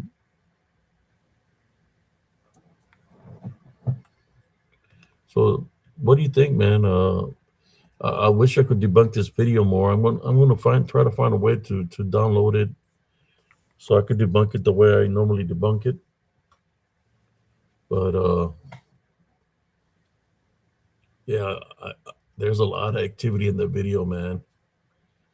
I'm ready to work on it. It just I need to find a way to download it. And especially about the whole chunkless thing, do you think that was just set there for a reason, or was it just some freaking homeless person who just got to hire something? Because that was weird when you just found them and they were like perfectly set, facing the same direction in the woods. If it was somebody who wasn't aware of what they were doing, they would just be apart from each other, Yeah, but they were close. look, my hair's all stood up just now. We're talking about this of those sandals. Since you bring the topic of those sandals, I had a dream last night. Because I did touch them with my foot. I didn't grab them with my hands. Uh, I had a dream of this girl. She looked kind of sad. She had long hair, and she was trying to show me, I guess, where she's at in the woods, but it's further up in the path. And I woke up from the dream, like, whoa, what is she trying to say? That she's out there. Did something happened? Maybe I didn't check the fire to see if I seen a body in the fire, nothing like that. Because I was just recording. So maybe I might have to look a little bit closer into all that. And if there is something out of the ordinary, then I'll have to contact the police department to find out. You know that I didn't check the ashes or anything like that. But ever since I have been out there, I've been smelling wood, like burning wood. Everywhere I've been out here, you know, like the smell of burning wood. It's just weird. But I think something might have happened. I have to go look, but you got to remember, man, that these things that they're able to manifest. What do you think would something leave a pair of sandals in the path?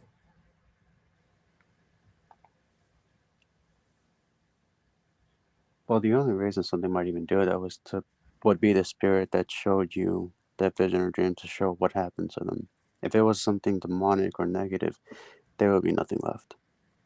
It would just make every sign of the person disappear, like the the person whose body you found in the back of the pickup. And yeah, you said they were gone for 6 months, if I remember correctly. That he from Yeah, I remember like he just vanished.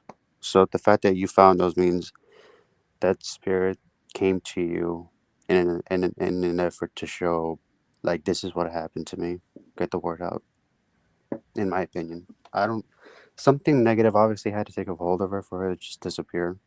Because when you said that the woman was showing you what happened, I'm reminded of the person who you said was insulting you, and when you did the deliverance prayer, the Our Father art in heaven, you were the only one who did the right thing, and you managed to free her from all the demonic influences that were happening to her. So that's where my mind went. yeah. There's something not right. And then they were facing towards the trees, but then further up the path was at the location where there was a fire. I did see something move in the woods, and I try to zoom in on it on the video. I just have to work on it. Uh, on the footage. Are you there, Andres? Oh yeah, I'm here. I'm just muting my mic in case you're hearing any feedback from me. Yeah, there was some crazy activity out there. Here's, let me see, yeah, that's the original picture. A little bit of a close up right there. Nope. But let me see something here. I'll be right back, Andres. Oops, I made it real small. What happened to my photo? I, It disappeared. that's another spirit thing that's happening. Not good. Now it shows up. There it is. I'll be right back. All I'll right let then. you speak to the folks.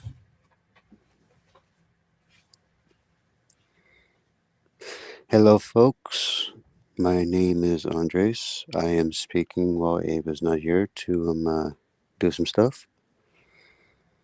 As you can see, Abe brought up the photo from his investigation from this week, early this week or last week. I'm not sure. I'm off by my days.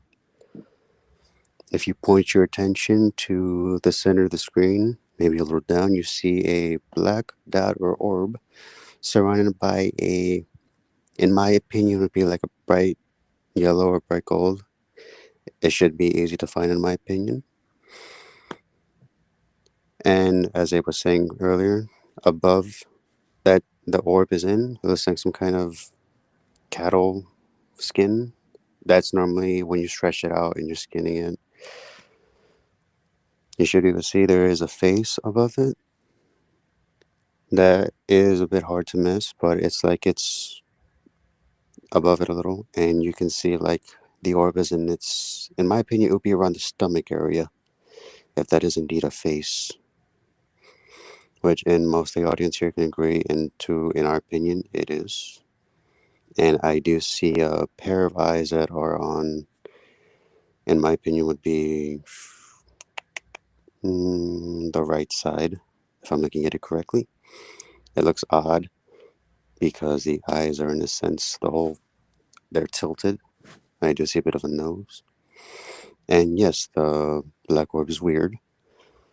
In my opinion, it kind of fits where I'm saying with the stomach area because the stomach is where most of the energy should go if they're absorbing it.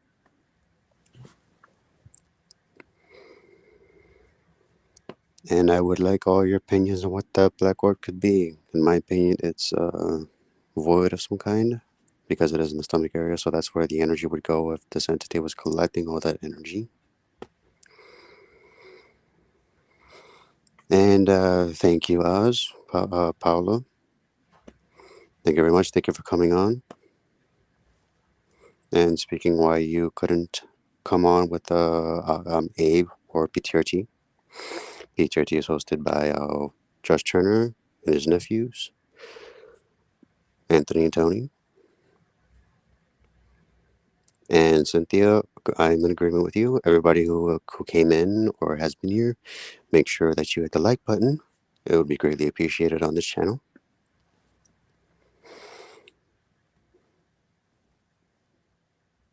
And in terms of Abe during his investigations during the day, in my opinion, it is a bit smarter than doing it at night. Sure, at night you're able to collect more because everything is quiet. Everything is. Oh, hey, Abe.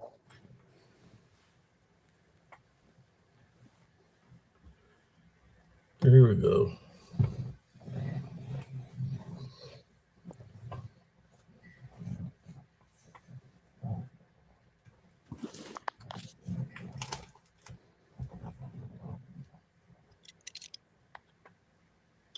Yeah, there was so much interference on the video yesterday. Yeah, what's weird is on my phone as I was recording, clear picture.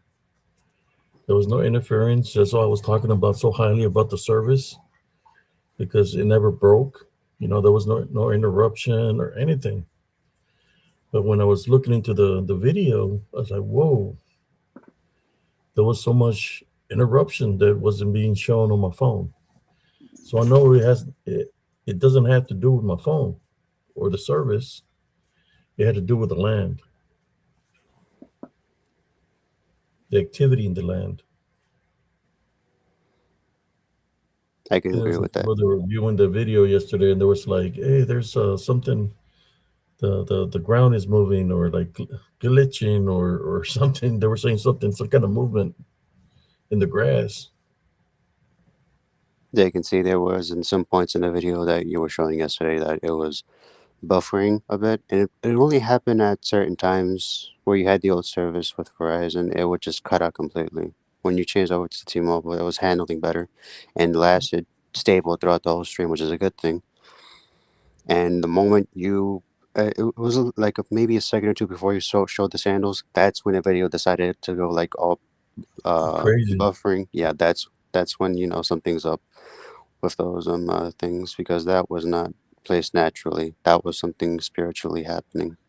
Yeah, they could have placed that out there on purpose, but I was looking around and it looked like somebody threw some more trash out there. So maybe those sandals might have come from that location.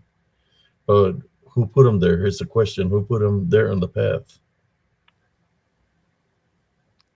That is definitely a question, and I do agree with Ida, if I'm pronouncing correctly. It was all the energy and magnetic field from the entities and the land itself, possibly, that were affecting it. So that is some definitely cursed land that is not good for normal people, especially if they think they're going crazy. So, and you also said to yourself, that's a very bad place that's charged with, and Especially when something has a capability to manifest like that during the day and show itself. Like it literally showing itself to me, right there in the picture. Uh, I could see it. I mean, I couldn't see it visually because I was too busy making the video. But the video is the one that captured it, where there's nothing there, and all of a sudden it just appears, and it's there for a good I don't know how many seconds, and then it disappears. It goes away. You know, I would like to make a short reel of that moment when it appears, when there's nothing there, then it appears, and there's another manifestation that it took besides that one. The one I wanted to share, folks. It's a different manifestation, which is it this one? Let me see. There's the other manifestation it took. There it is. it looks Something. like yeah, I'm sorry for interrupting you, Abe. It looks Go like the ahead. face, it actually looks like the face moved down, in my opinion. Because that's almost like a face, in my opinion. You can see the two eyes and the mouth, No, except it's where the orb is now. And it's instead of the other picture you were showing before that, it's just filling in that space completely.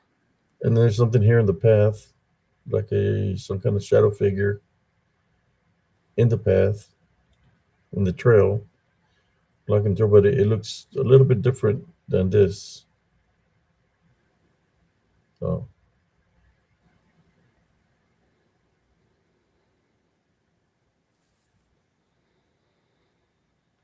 but you can tell it's in the same location.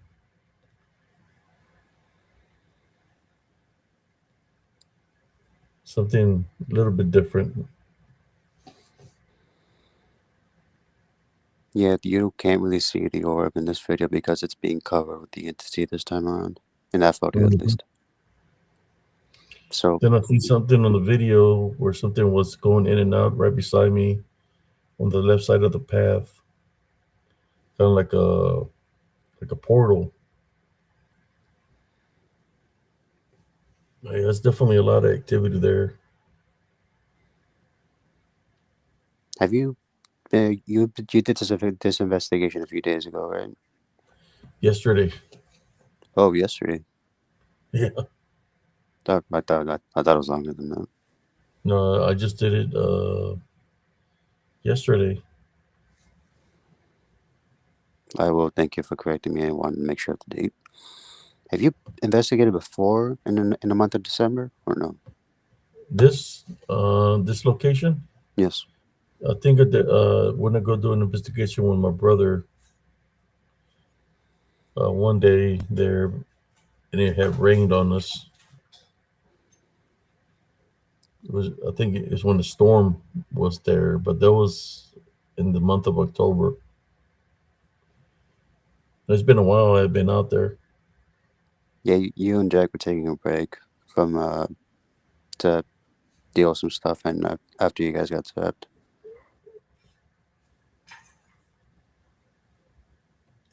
Yeah, I just want to show the people how big that the sucker is, man. It's tall.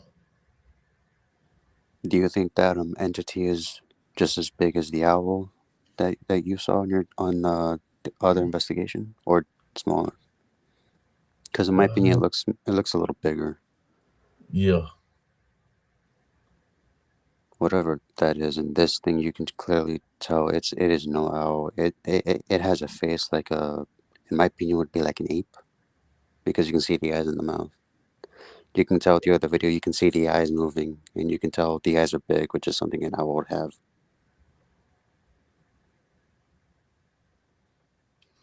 yeah. I caught a lot of activity. I just need to download the video so I can work on it, make some short reels. Because there was a point where I heard the growl. When I turned around, there was a like it was glitching real bad, and you could see something in front of me. Like it showed itself to me, but it was black, but you couldn't really tell because there was a lot of like, interference going on.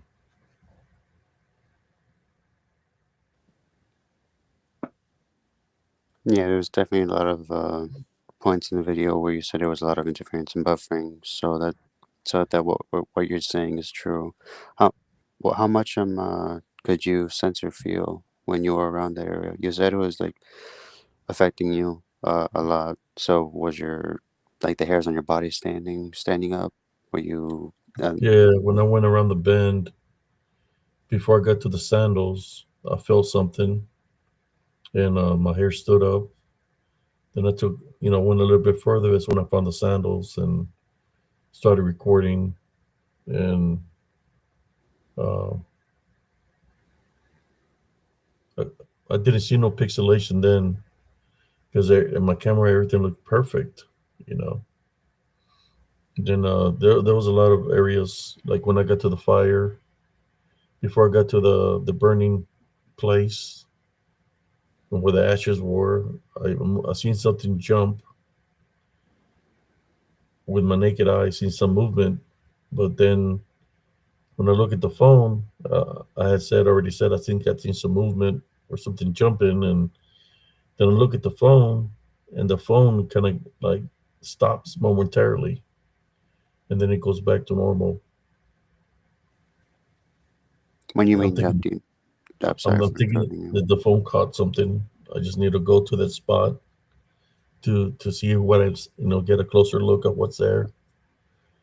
Then several other points when I was further away to the end over there when I said that I heard a whistle. I heard something growling at me, and I could feel activity around me. And I was just taking my time there, trying to see if I could capture something. Location where I said that I've lost the track of time there before.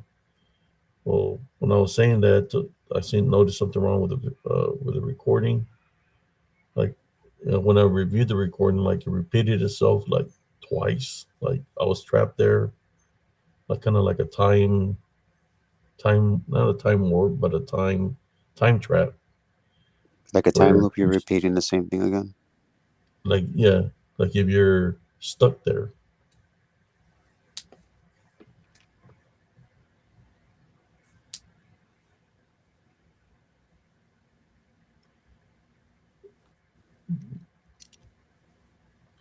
Then some activity towards the end of the video also, but I Yeah, always stay prayed up.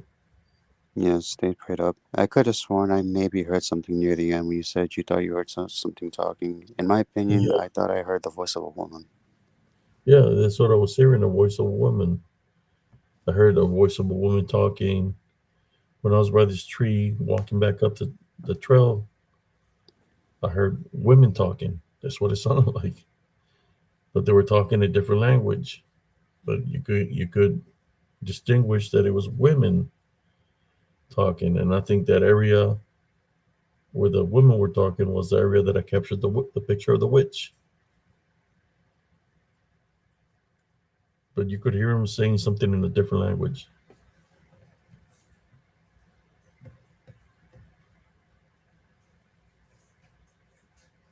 But yeah, I really need to debunk the video better. There we go.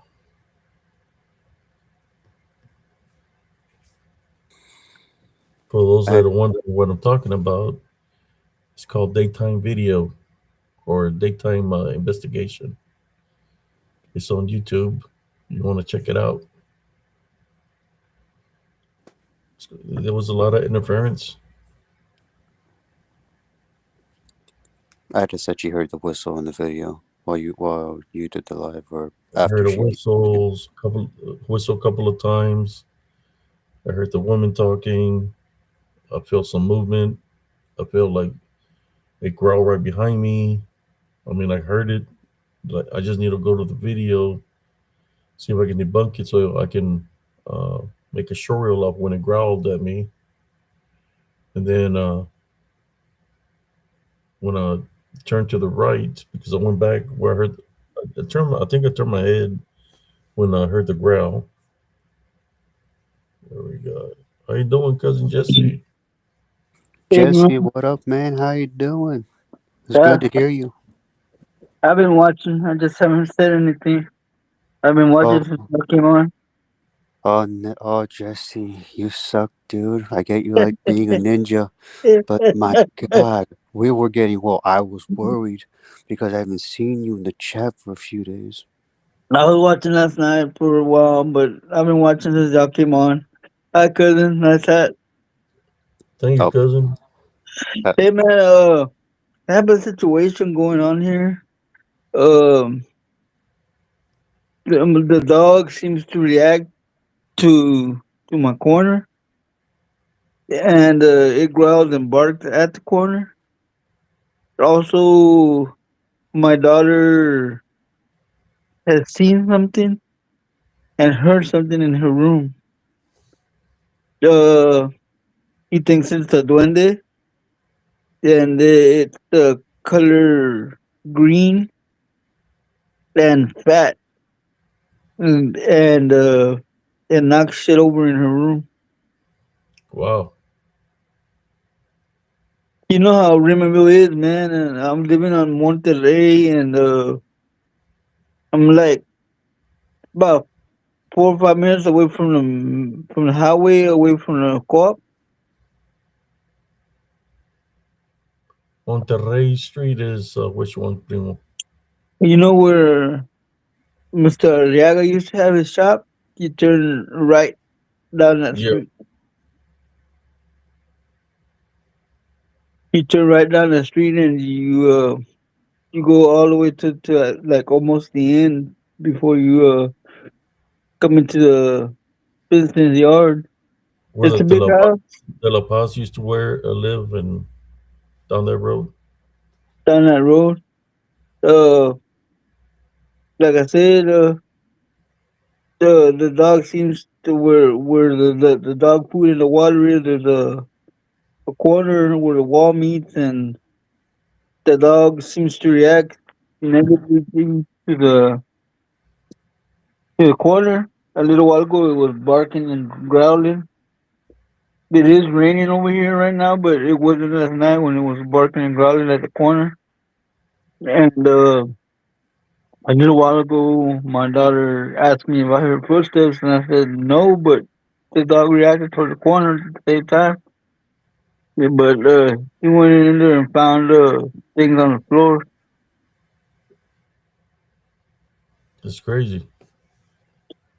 I haven't seen it, so right now I'm awake, waiting to see it. Uh, that way I can rebuke it.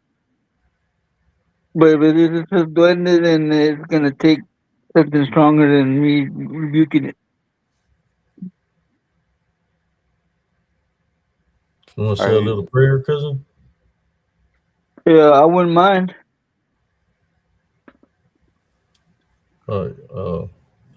Heavenly Father, at this time, we'd like to pray for cousin Jesse and his family. We would like to place heavenly spiritual crosses on all of them, head to toe, on the pets. Also, we like to place heavenly spiritual crosses on the doorways, the doorways and the windows, any passageways. Um, if there is any unclean spirits due to witchcraft, necromancy, or any portals there, uh, we like to place heavenly spiritual crosses there also, so they won't be able to come in through those portals. Uh, we take authority over anything unclean, any spirits, any duendes. We take authority over you in the name of Jesus Christ. You're not allowed to come into that house or affect any family member. We're calling upon the heavenly angels and the Holy Spirit to do a clean sweep of this foundation and every family member. To do a clean sweep and get rid of any negative attachments. This we pray in your heavenly name, Heavenly Father. Amen. Amen. Yeah, man. Amen? I don't know. My daughter, she hears this stuff, but like I said, the only thing in my room, it's a 4 bedroom house. Where my ex is across. My daughter is in back, but I haven't seen anything. But like I said, the dog has been reacting negatively toward that corner. Yeah, they could sense, man. She stands in front of me and growls and barks.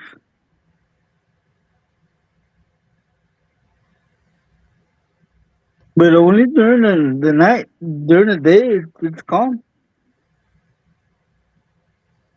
Ya nada más empieza to get dark and se oyen los ruidos in the corner. Like, what kind of noises? I don't know, man. I kind of like grubbing, like walking in the corner, and then in my dad's room, she hears well, not she. I heard it also. I hear footsteps. He's the one who's seen the. I guess it's a garden gnome, un duende de afuera. I don't know.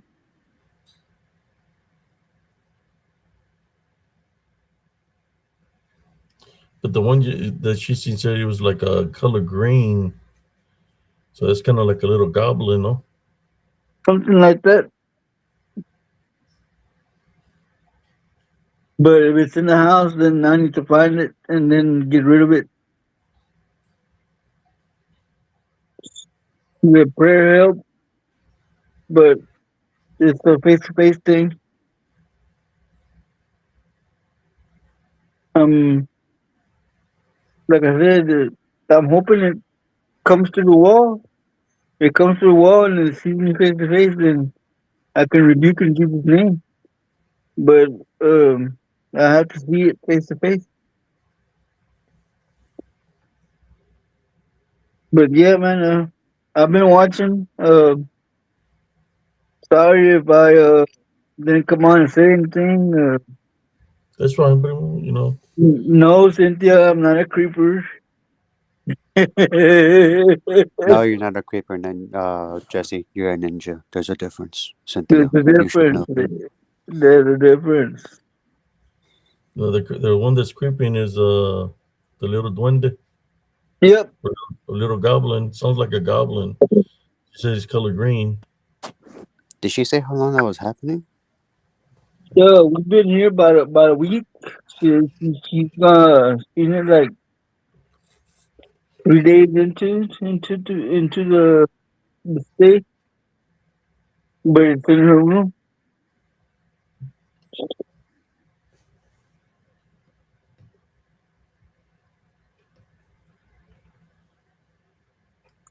Um, there are more empty houses here on this property. Uh, I don't know if it like hides over there during the day and then comes over here at night. Is it right by the cotton gin? No,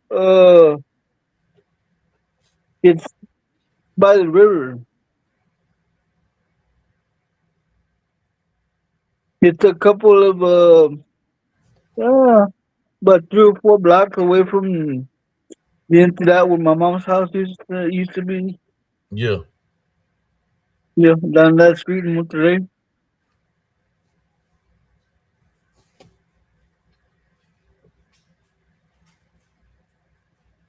Uh, like I said, we've been here about a week. Did y'all do a cleansing? Cleanse it? No, no, no, no.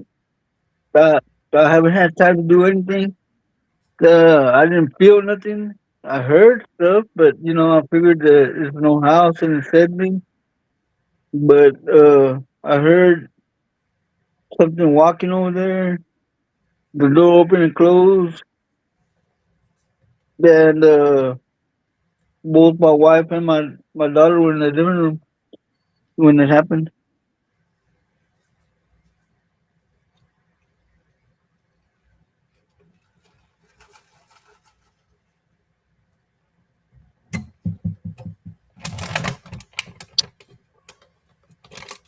Like I said, I don't really come out of my room except to go to the bathroom. Seems like you got better connection there too. Well, let's just say that hopefully by what's today, Tuesday. By Friday, I should be able to use my tablet. Oh, that's good.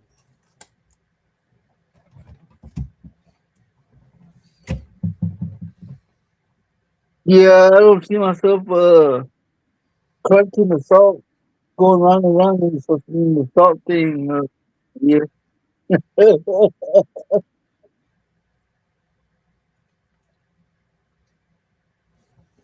And the Himalayan salt, I believe that's a giant. That's why it looks like a body. The what? The Himalayan salt, Oh, Himalayan salt. I believe that's a Nephilim.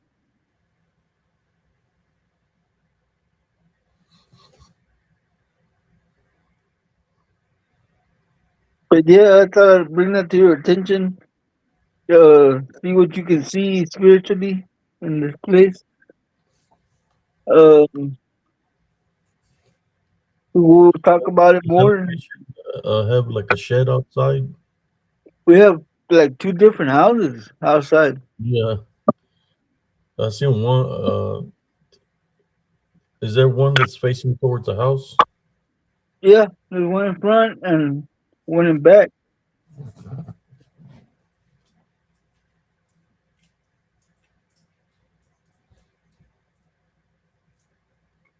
And the one that it's like a old house though. Yeah, Like looks like it's got like a.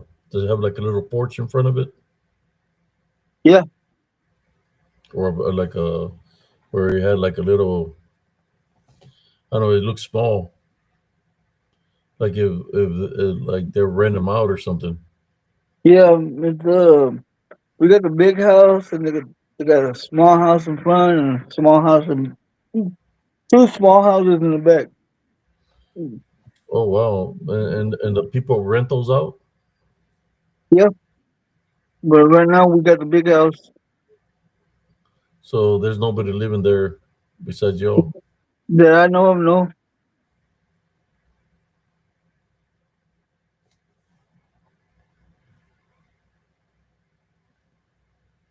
Because the one that I see is so I don't know if it's I'm seeing it because it's seeing nighttime, but does it have a bit of brown on it?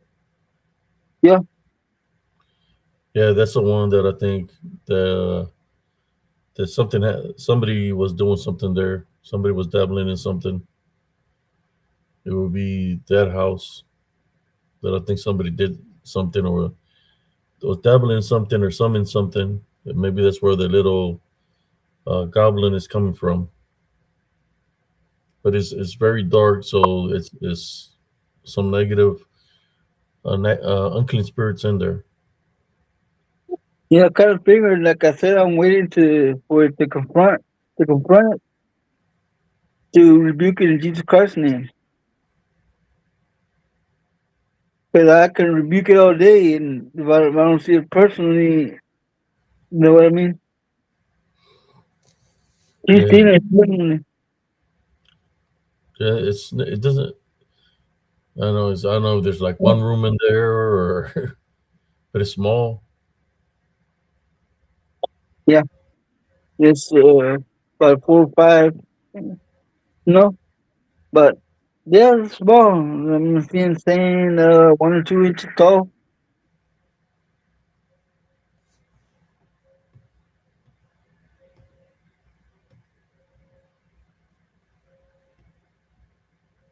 Yeah, for some reason I see just nothing like. I can see the front of this home, but then I see darkness behind it, like pitch dark. I don't know if it's because it's nighttime. If there's a pole there that's giving some kind of light towards where the house is. I don't know where there's a pole in the lot itself that gives light to all the houses. I don't know, but it looks like bright, like it's getting light from somewhere.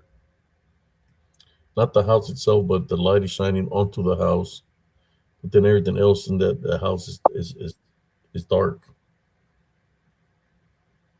Something like that, man.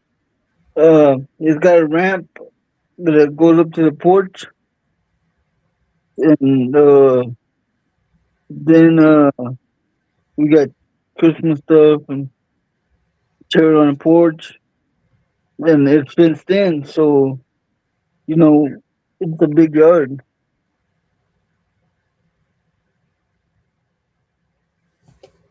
So it's raining down there right now. Yeah, it's raining outside.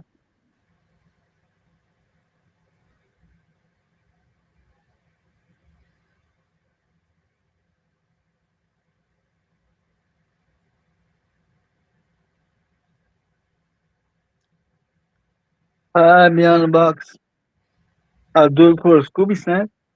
I ran out of Scooby snacks because Was it good, man? yeah, they're okay. Not like Graham crackers, but yeah, they were good. It just I can't be eating them. They get sugar in them. No, that's why I can't eat them. Besides, I don't have the equipment to eat them. I need to like get rid of all my teeth and that I have left, and I get dentures.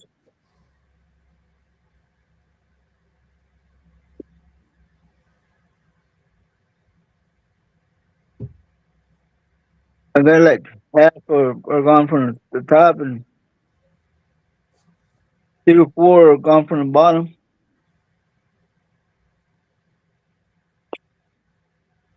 I was like when my first tooth cracked, I was eating a chalupa. Have you gone to Lada's Bakery? Oh yeah, I've been there like 3 or 4 times. Oh man, the sweet bread is good there. Yeah, but they don't take food stamps anymore. It's nothing but cash only. Wow. But the other bakery takes food stamps though. I don't know. I haven't gone to the other one that's across the street from the swimming pool park. Yeah. I haven't gone there yet. I refuse to go there once you have a lot of. You've had the best. Oh yeah. That's like saying that you're gonna eat tamales that are not made home. Uh, I know today's open mic night, but somebody had asked a question earlier. Maybe you could give them answer to that.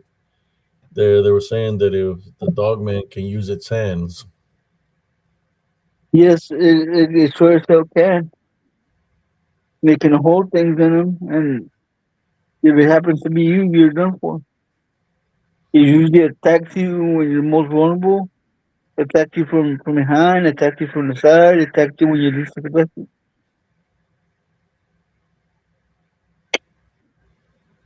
you You just know, tell them what else they can do. They have other capabilities. They can do a ninja. they can do the after image shadow step, which it appears to be in one place when it's really in another. And in one jump, it can cross the road. It can blend in with the shadows. No Juan, no stampas. He said no stumpas. They start doing that. Little No, cat. what is it called? No Lone Star benefits. Yep, we lost our chance to eat bread. Hey man, I remember back in the time when they used to go up and down the road in the white van, just honking for people to come out. I remember. I was like, "What the The hell is big that?" You and cousin Jack were like, "Rasta from the bakery. Come on!" I was like, "What?" It was a long time ago, man. Law Morgan says I get EBT while I'm waiting on disability. And it barely feeds me. Yeah, Yeah, they're stingy with the benefits, man. EBT. I only get like $20, and as far as my disability goes, my kids are almost 40, and I'm still paying back child support.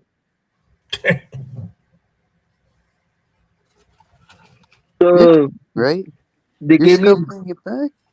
yep, they gave me a check just to pay themselves. You're still paying back. Man, that's crazy. I have to win the lottery, and have to win and would have to go to the child support for me to break even. it's crazy, man. I'm telling you, my kids are almost 40, and I'm still paying. Don't say child support too loud because I'll start trembling. somebody from somebody from Oklahoma is going to run away. Talking about child support, they're hiding right now. You know what I'm talking about? They don't like to pay their child support. Tell them, cousin Jesse, if they don't pay child support, what's going to happen to them? They get thrown in prison. They get thrown in prison, and they get the government makes money off you. But anyway, yeah, man, there's a lot of going on around here.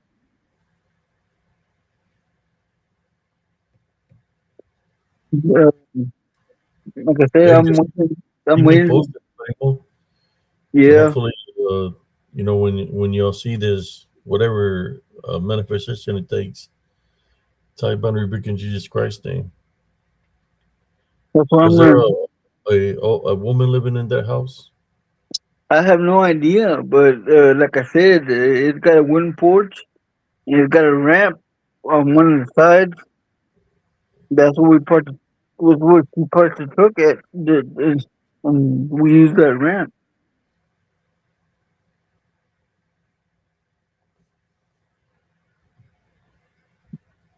We use it for the walker and the wheelchair and stuff like that. When is this lottery going to go off?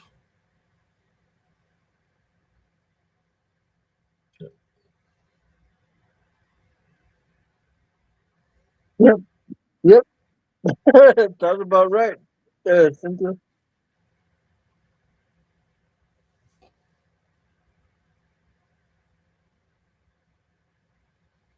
You know, when we try to tell people pay child support, make the effort, because we're telling you, giving you advice, because if you don't, when you do go to court, then you're going to owe a lot of hell of a back pay with interest.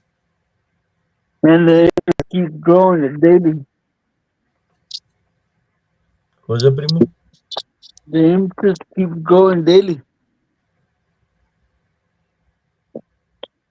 They don't charge you by the month. They charge you by the day. By the day? Yep. When you got back pay, yeah.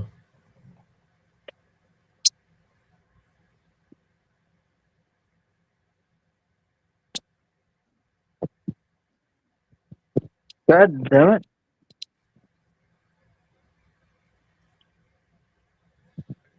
So you still Yeah. owe a lot of people, or a little bit? Oh man, I owe like 50,000. 50,000.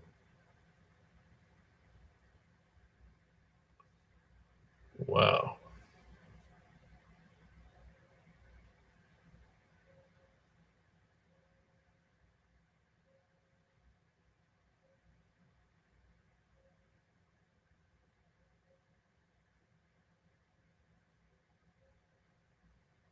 it's crazy.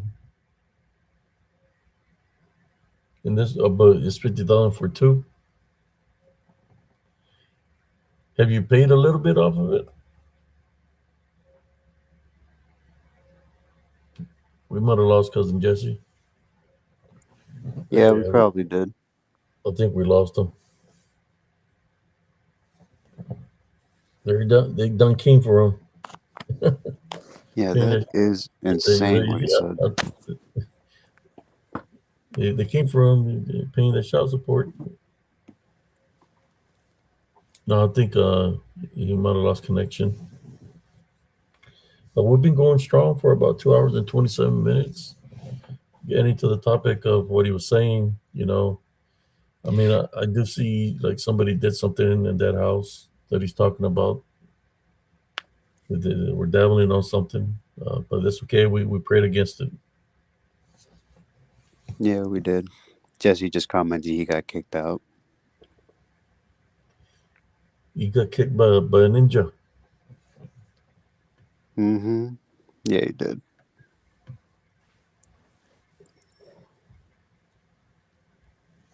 Oh, Ike, if you're listening, that's what's gonna happen to your ass. You're gonna go to prison, but first you're gonna get kicked out of that trailer of yours.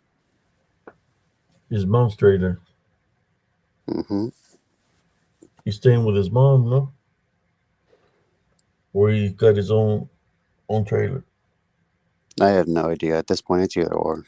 But I'm willing to bet he's still with his mom. Yeah, he's literally. Well, I don't even want to bring that fool up. My bad. Ah, Jesse, you're back, man. What happened? Did you get kicked out by the ninja? Yeah, I poked the wrong button. Oh, that's a relief. Abe, you hear that? He clicked the wrong button. No, I pushed the wrong button. That's what I said. He pushed the wrong button. I'm so bad I kicked my own ass out. Oh, it's obvious now. You are the ninja after all. uh, um, yeah, man. I pay every month. Every month they take 600 and change, and I still owe.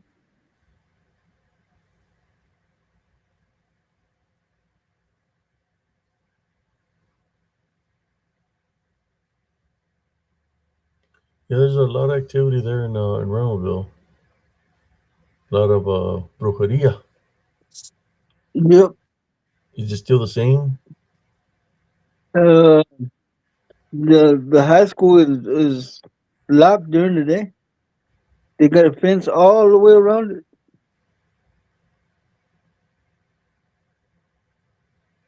All the way around?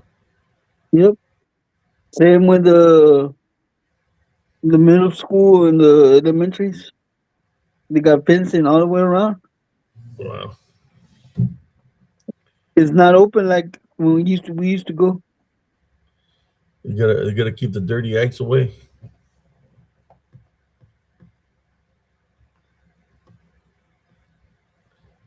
No, Yeah. Cynthia, you have to win the lottery to pay it all at once, or save up enough money to pay it all at once. Because the money they take, it only goes, it never goes toward the principal. Only what you owe.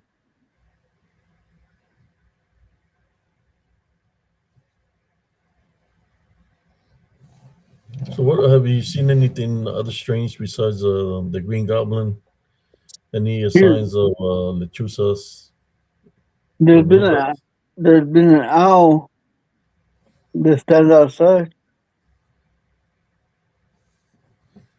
and it hoots, and sometimes it whistles, but I'm too smart to whistle back. I done had my encounter with the two when I was a little kid, and I don't plan to make the same mistake.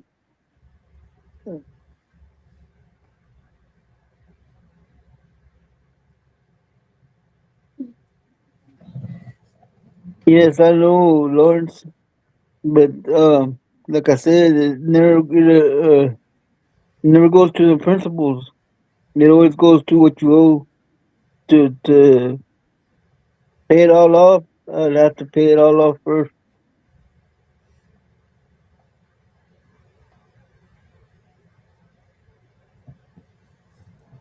No, because since my kids are almost 40, it goes straight to the government.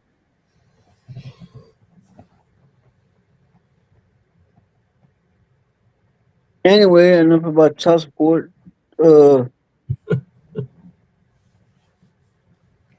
Going back to the topic of the hands, I know you had an encounter with a female one. How did she look, cousin Jesse? well, let's just say she had a crooked pointy nose and a long chin. Uh, she looked like a witch. Would you imagine a witch would look like? That's what she looked like. But like I said, it was dark, and there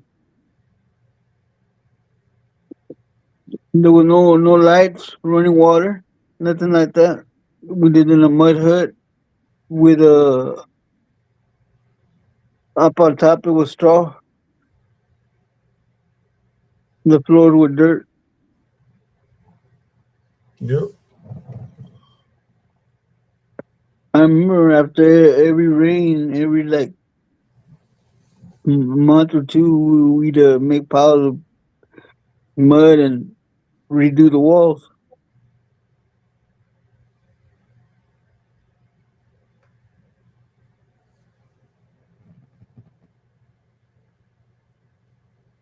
Where does interest go? Not to the mall. I don't know where they're talking about.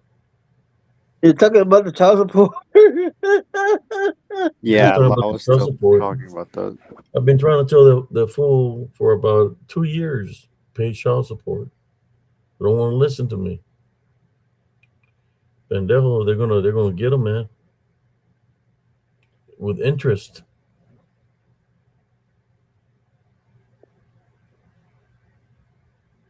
You can always use his native card.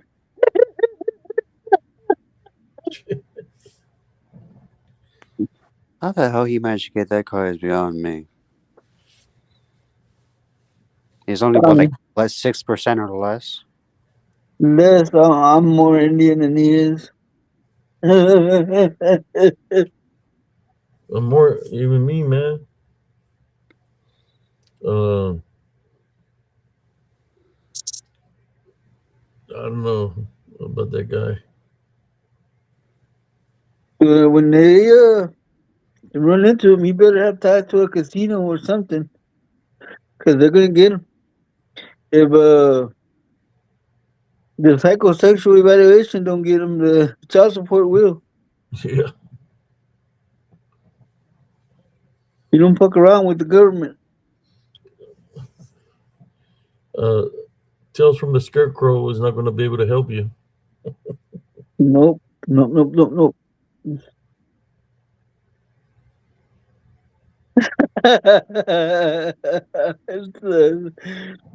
Yep. You got that right, Cynthia.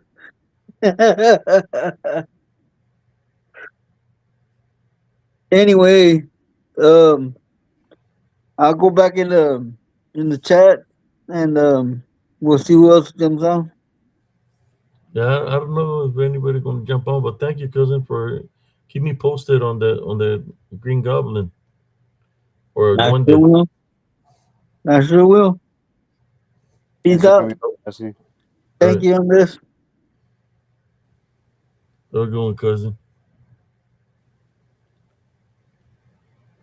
Well, hopefully that prayer worked.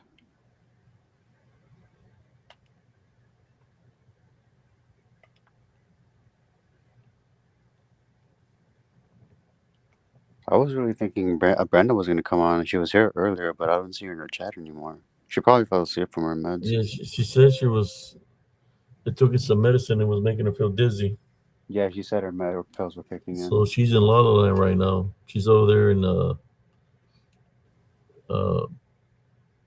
having night terrors with a. We'll pray for her also.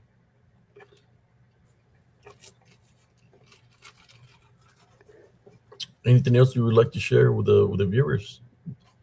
Talked about this duendes, lechuzas, um, but definitely I think there's some kind of freaking energy over there in the land that is causing all the interruption on the feed. Do you think it's always been like that, or did it something that was there an event that caused it to be like that? Man, I don't know. I don't know about this land. Because the I've way it heard. is, it's way too negative, in my opinion. So it might be a mix of both. It was already bad, but in my opinion, from what you've told me and from what the investigations you've went on, but I think something else also happened to make it as negative as it is now. What do you think? Share it again one more time. I think that land was already bad to begin with, but an event happened in the past that just made it 10 times worse. There's a lot of activity in the land. You can hear if you go at nighttime. And I went there one night. I get the video when I'm out there, and you can hear the movement where somebody's running. There's like several footsteps where they're running. Like it's more than one person or more than one entity, but they're out there. You know, I, I I mean, shoot. I lost my train of thought here. It's like something is taking me back to the location where cousin Jesse is. So let me do another prayer. Heavenly Father, at this time we would like do another prayer of protection. Your cousin Jesse's home. Uh, we're placing heavenly spiritual crosses on the doorways, on the windows, any openings of their home. We like to place heavenly spiritual crosses on all the family members of the house.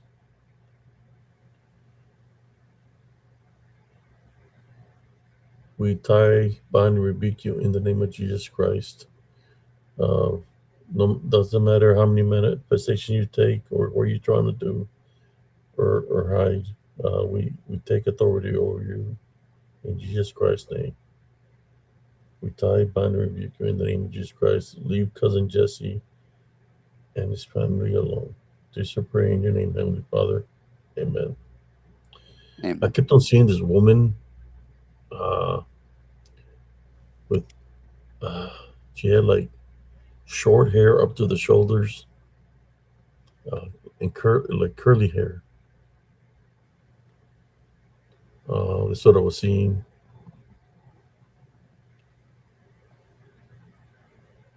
I don't know if somebody. Um, yeah, that's what I was seeing. We tie, bind, and rebuke any witchcraft or necromancy. You're not allowed to do anything there at his property. We tie, bind, and rebuke you in the name of Jesus Christ. Leave his property at this time. Amen. Amen.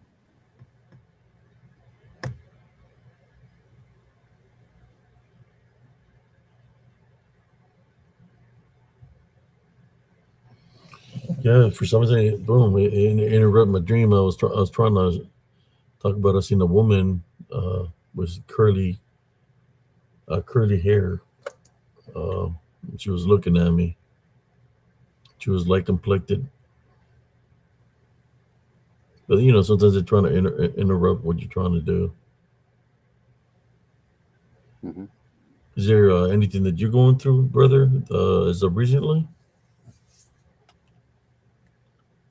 No, nothing really anymore aside from that dream I told you about a few days ago about the Roman, my a possible offender visiting me. But you already helped me for that. I haven't experienced anything since. Yeah.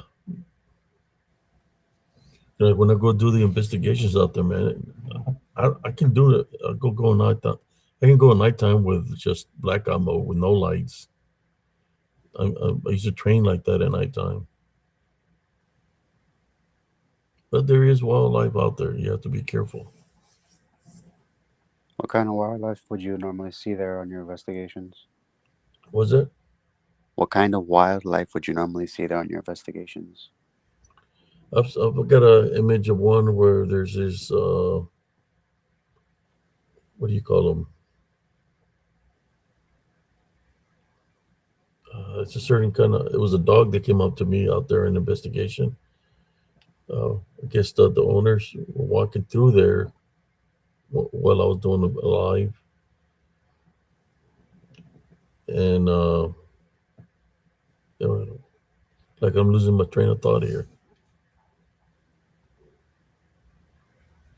What was it talking about there, Andres? Like something You broke. were talking about the owners were walking around with their dog. Oh yeah, that's the video. I got it right here. Yeah, something broke my. I think I got zapped when I went there. Yesterday. Yeah. It's fine if you Yeah. if you forget your train of thought, Abe. It happens. You've already said they affect you in different ways, and you're being affected right now. So it's fine if you lose your train of thought. Yeah, I think that's what happened to me when they were growling, and then the what do you, let me see if I can find.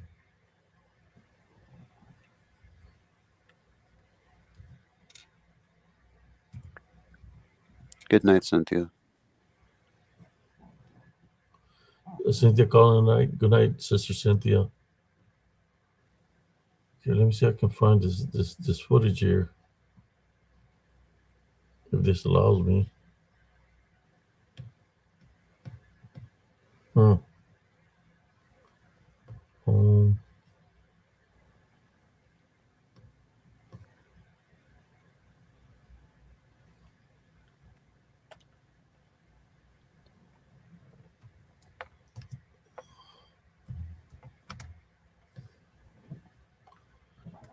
I'll go look for this where the dog. Yeah, I had a real dog that it belonged to a couple.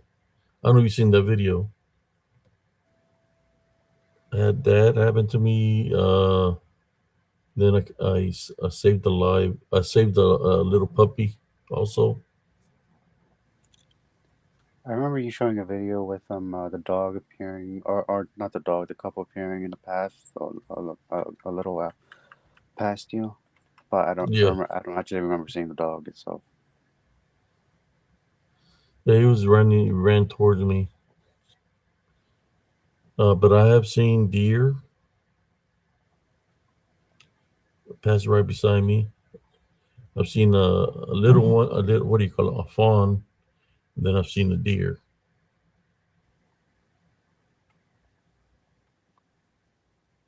I gotta say congratulations to the fawn for scaring the heck out of Mike. Oh man,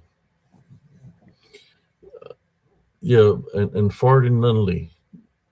How come you always get the courage to talk bad about somebody the day after they have a live that anybody's allowed to come say something?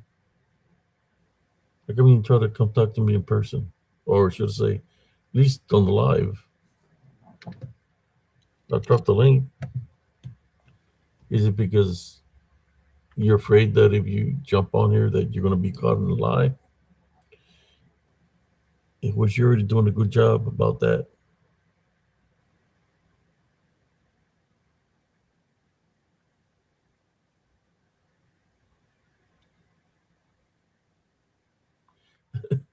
Brother Long Morgan said, "No, mommy, no." He's literally the joke of the spiritual, paranormal, and cryptic community, man. According to somebody from PTRT, I from a comment I saw on YouTube from another channel, he's actually known as the Roach in the community, which he pretty much is. But it's surprising to see somebody else actually say it. Because I only got into the community sometime last year, and I had no idea who this guy was until PTRT mentioned him. I had no idea.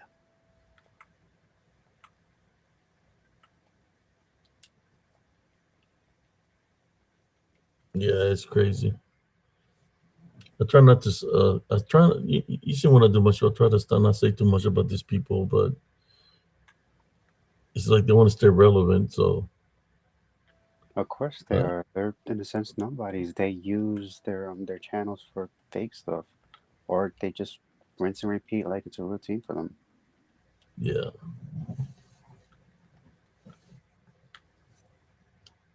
I just said a few seconds ago, I never heard of them until somebody else did. PTRT and you, I've heard about because you're mentioned too.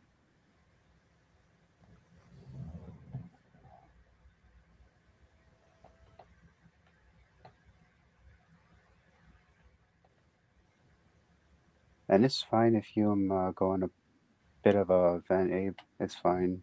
After what I've heard and seen on PTRT News and on Spiritual Cryptid Encounters, a few times I've been here, it's understandable you want to talk of it. It's fine. yeah. I mean, I really haven't been paying too much attention, but I see that that guy always talks bad about me, man. All That's those the only people thing that they he. get serious, they get serious issues.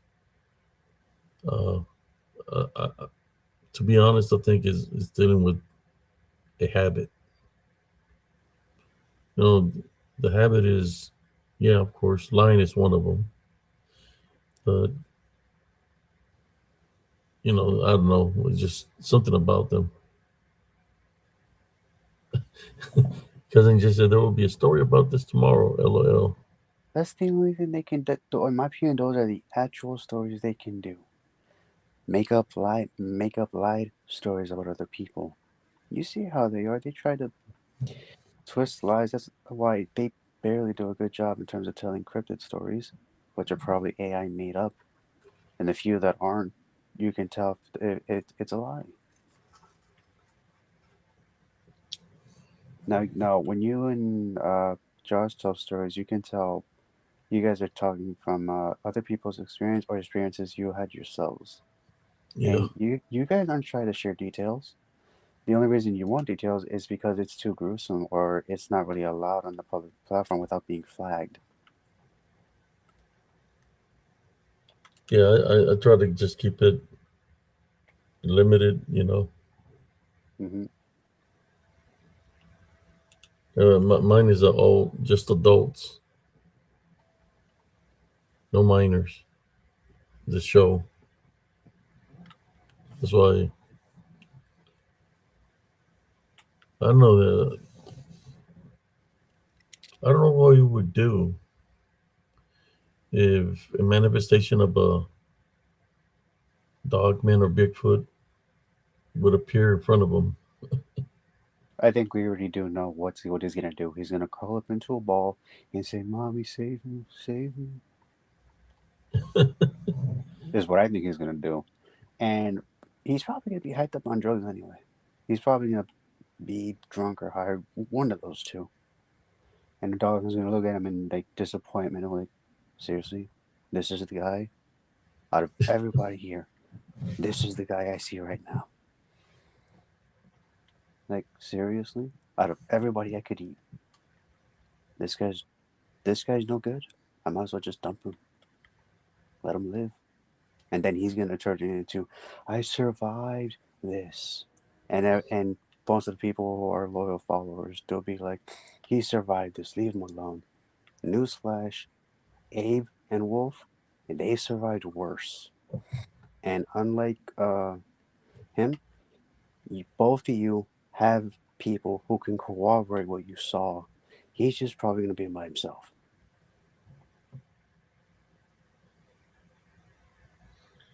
Yeah, his videos are ridiculous, man. You don't even try to go into the woods like I've been doing. And the woods he goes to, those are woods he's been to several times, and he just fools people into thinking he's going to different woods every time. Like he's going to the same place again and again. You can tell if you actually see him with some of his videos. Uh, he's using too much light, man. And yeah, I don't think he's by himself. I think there's somebody there with him in advance. They already know where their hiding place is, and he just angles around them. You gotta have his sister to make the biffle calls. So, Possibly. you know.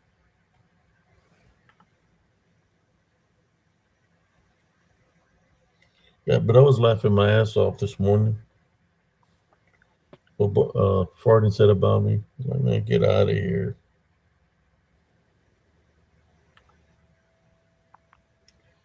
It's crazy how these people are just idiots, but so much about them. We're fixing to hit the 3 hour marker. So, how does he sound, Andres, when he makes his videos? What does he say? I have no idea. I never bothered Something watching about his him. mommy. Oh, well, that too. He says it.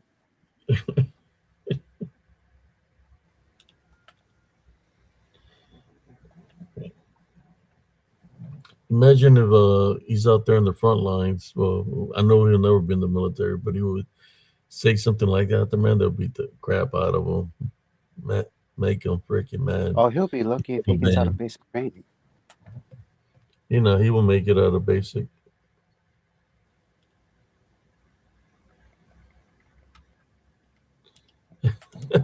Lamar says, that's our normal mating call. Sounds like a dying walrus in the woods.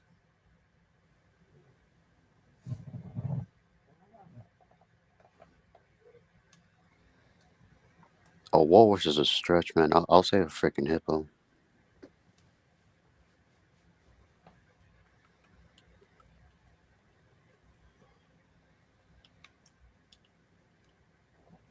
Uh, I don't know if you want to go there at nighttime, man. Just walk the path. Go there and walk the path from the entrance to where the road turns, and you're gonna hear all kinds of activity. You can hear running right there, like there. You can hear the footsteps and everything. Not just a one person, but a lot of people. That's when I say, okay, it's time for me to get out of here.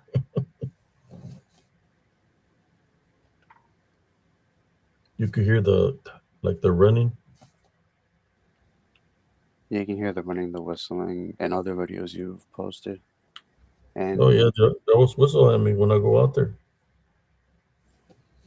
Sometimes you'll hear wind chimes out there, but the whistling, they whistle at me when I was there, and then as I'm walking, it feels like something's following me. don't forget the picture you got with Jack, the writer. That was one freaky. That was one freaky picture you guys got. Well, that could be the writer too, because the one that I showed you, because that's where I took the picture at from the writer. Well, he took one in a different location, but there I captured the other writer that was in the woods. That's the same location.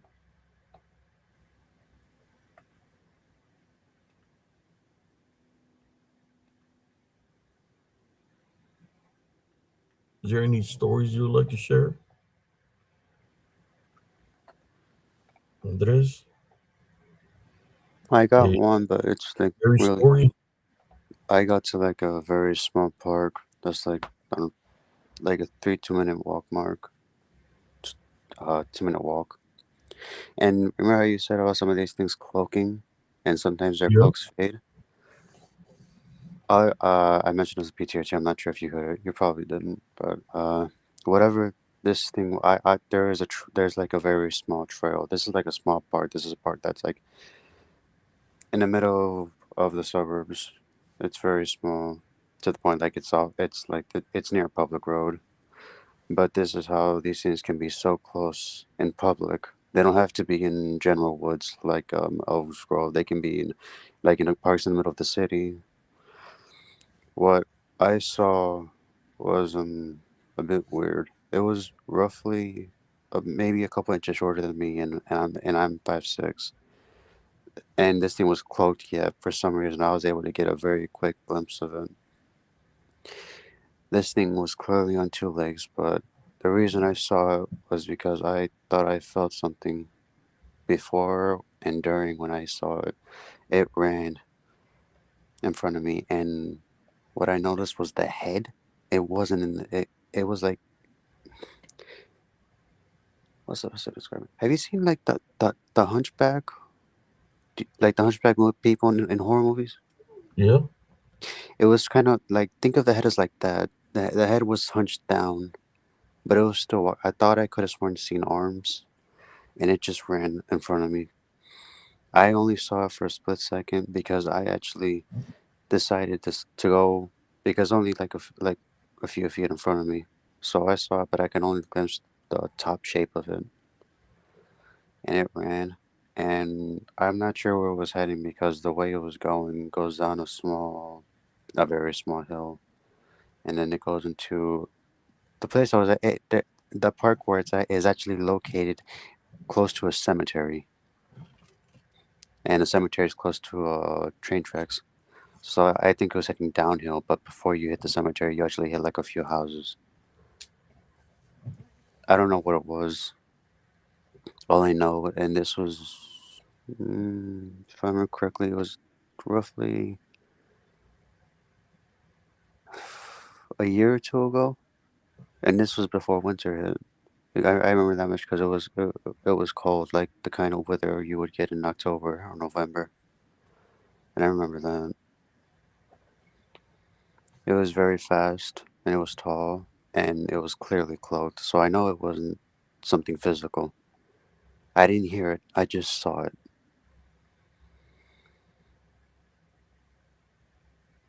Yeah. This is a time frame right now when it gets cold that they're out there.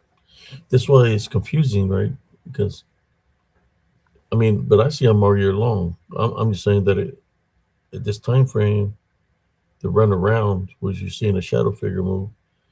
You're like, well, maybe they're this is a time where they're out about, but don't bears hibernate in the cold?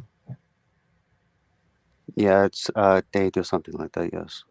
And most people are actually staying indoors nowadays, so I think they see this as their chance to go like, okay, there aren't many people around, they won't see me, And most people nowadays are like, they rarely go out with all the snow, so we stay indoors. We start wrapping gifts, eating food, that sort of stuff. So, in my opinion, they obviously know it's opportunity, and most people nowadays they're more focused on other stuff. So nobody really pays attention to everything else. Or like you said it yourself, you were more focused on going to the store, getting some stuff Hmm. done, and people are more tired nowadays because they have so much to do. So some people actually go to sleep earlier, so they can get more time in the day instead of doing it at night. Yeah. So it's just more opportunity instead of where it's just spring or summer, where daytime's longer and the nights are actually real short. Like where I live now, it doesn't get dark in the summer. It doesn't get dark till, and I live in the Midwest, so it doesn't get dark till my best if and around like 7:30 or 8. And it seeing as how you're in Texas, it doesn't get dark till what 9, 8 o'clock if I remember correctly. Here it's like around shoot by 6. It's getting dark. Yeah, because we're in winter night now. But when like how long does it take till like when you guys in the summer? That does a day last longer? Because it does over here, and I'm in Illinois.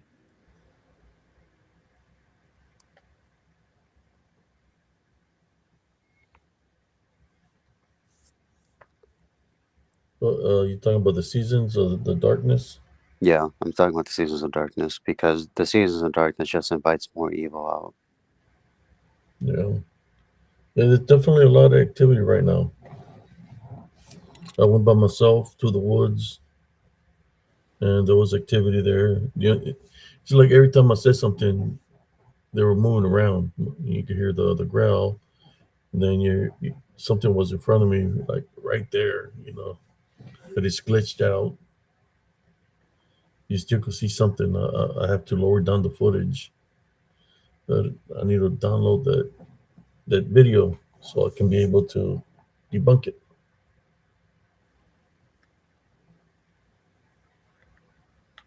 Somebody says going to get the LBL posse.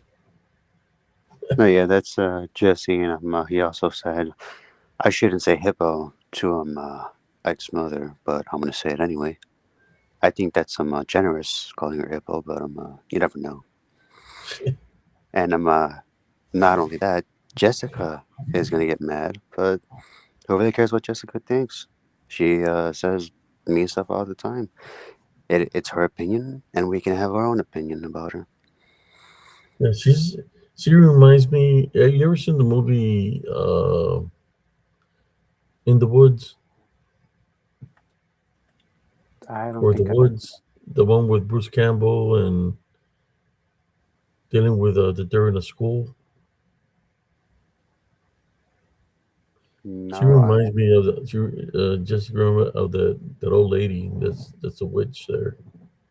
The way she acts.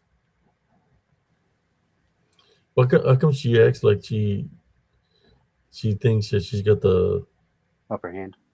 the better hand over everybody when everybody just laughs at her.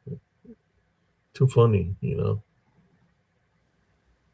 That's how most people tend to act when they think they have it, but in reality they're lost. You could tell she's lying by the stupid smirk she has on her face. Well, that's what they do. They try to put up a brave front, but they don't. Jesse says I'm by also. He's probably going to sleep.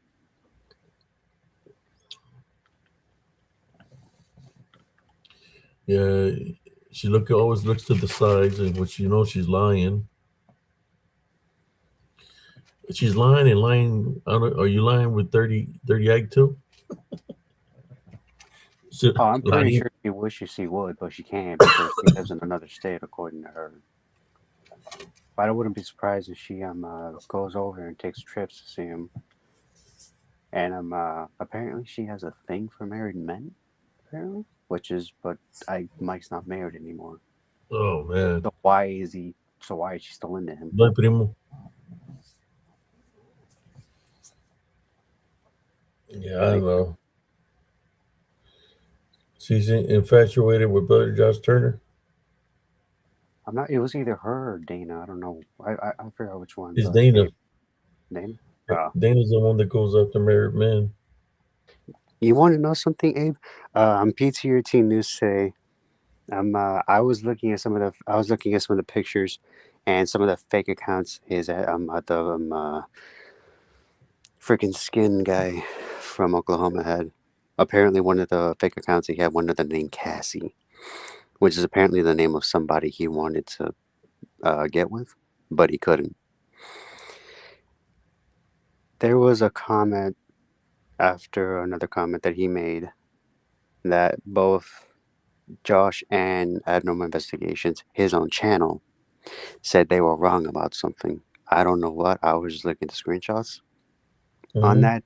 The second comment he made as the fake Jesse Jessa whatever name he was going under, he literally said, "I love you." Oh my God. And right there is like, oh my freaking god, you are telling on yourself that you have a thing for him.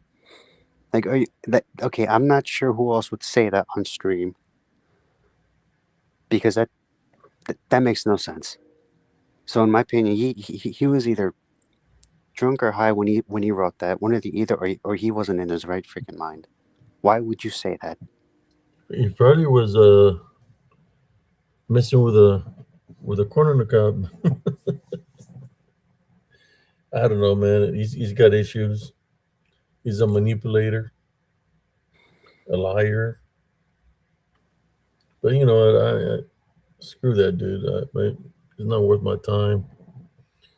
None of those people in the camp are worth my time. I know if you would have come over here, you could probably take off running.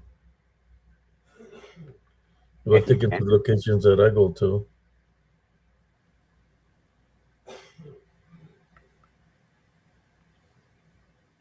uh, and I'll take the saber-tooth tiger hunter out there, which is what's his name, Farton. You take off running out of the locations that I go investigate. They're easy prey, man. They really are.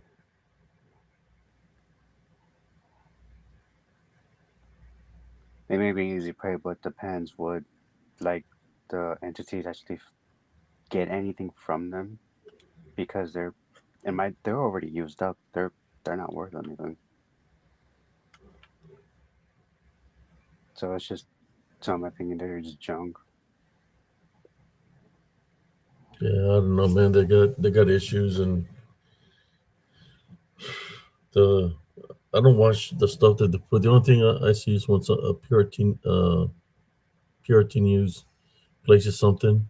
But besides that, I got my own things that I'm going through. But I still managed to do a live here, even though I was feeling a little bit sleepy because of the medicines that I have to take at nighttime. I get where you're coming from, Abe. I have to take some medication too for my own seizures, and they sometimes kick in, sometimes they don't. Mostly because I've been on them for a while. So I get what Yeah. you're coming We're at the 3 hour marker. I want to thank Andres. We're jumping on here. Cousin Jesse. We're jumping on. Uh, and tomorrow's Werewolf Wednesday. from. Any questions that we can answer here to the viewers?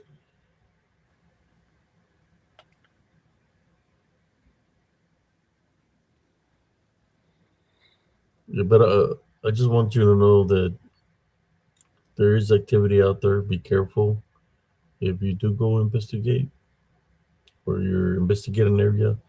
Make sure you stay prayed up. Take some kind of spiritual protection with you.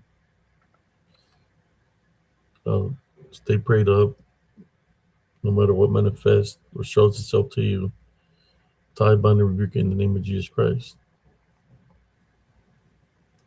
That's how we're going to be able to overcome. a lot of these things. Any comments or anything you would like to say to the viewers on this? Just more or less the same what you just said. Make sure you pray. If you decide to go on skating, do it before, during, and after it, and probably take a shower after it to get the scent of fear off you, if you That's have any, right. and ask the Heavenly Father to bless the water while you're showering to help cleanse yourself of any negative energy, and make sure to stay positive. Don't let any negative emotions get the better of you. This is the season of giving, and it is a season of celebration. So try to stay happy. The entities are always looking for an opening. Don't let it happen, no matter what happens. And that's all I got to say, Gabe. And thank you for letting me come on. Thank No you, problem, brother. right? Thank you for your service, and thank you for everyone who decided to come to the live and listen. Thank you for hearing me just talk while you were taking care of some stuff. Wasn't sure if I was doing a good job, but thank you. And I'm gonna log off and be in the chat, alright, Abe? Good night, brother. And thank you for your service, man.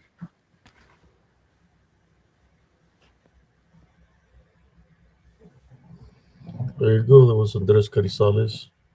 Maybe we can take a deeper dive next time, more in depth of the paranormal. I really want to debunk this video from yesterday because I caught a lot of activity there dealing with this the spirits have energies which causes magnetic interference, which as I was recording, everything looked clear. The picture looked clear on my phone, but it was the disturbance was not the phone. The disturbance was the line itself. A lot of magnetic interference.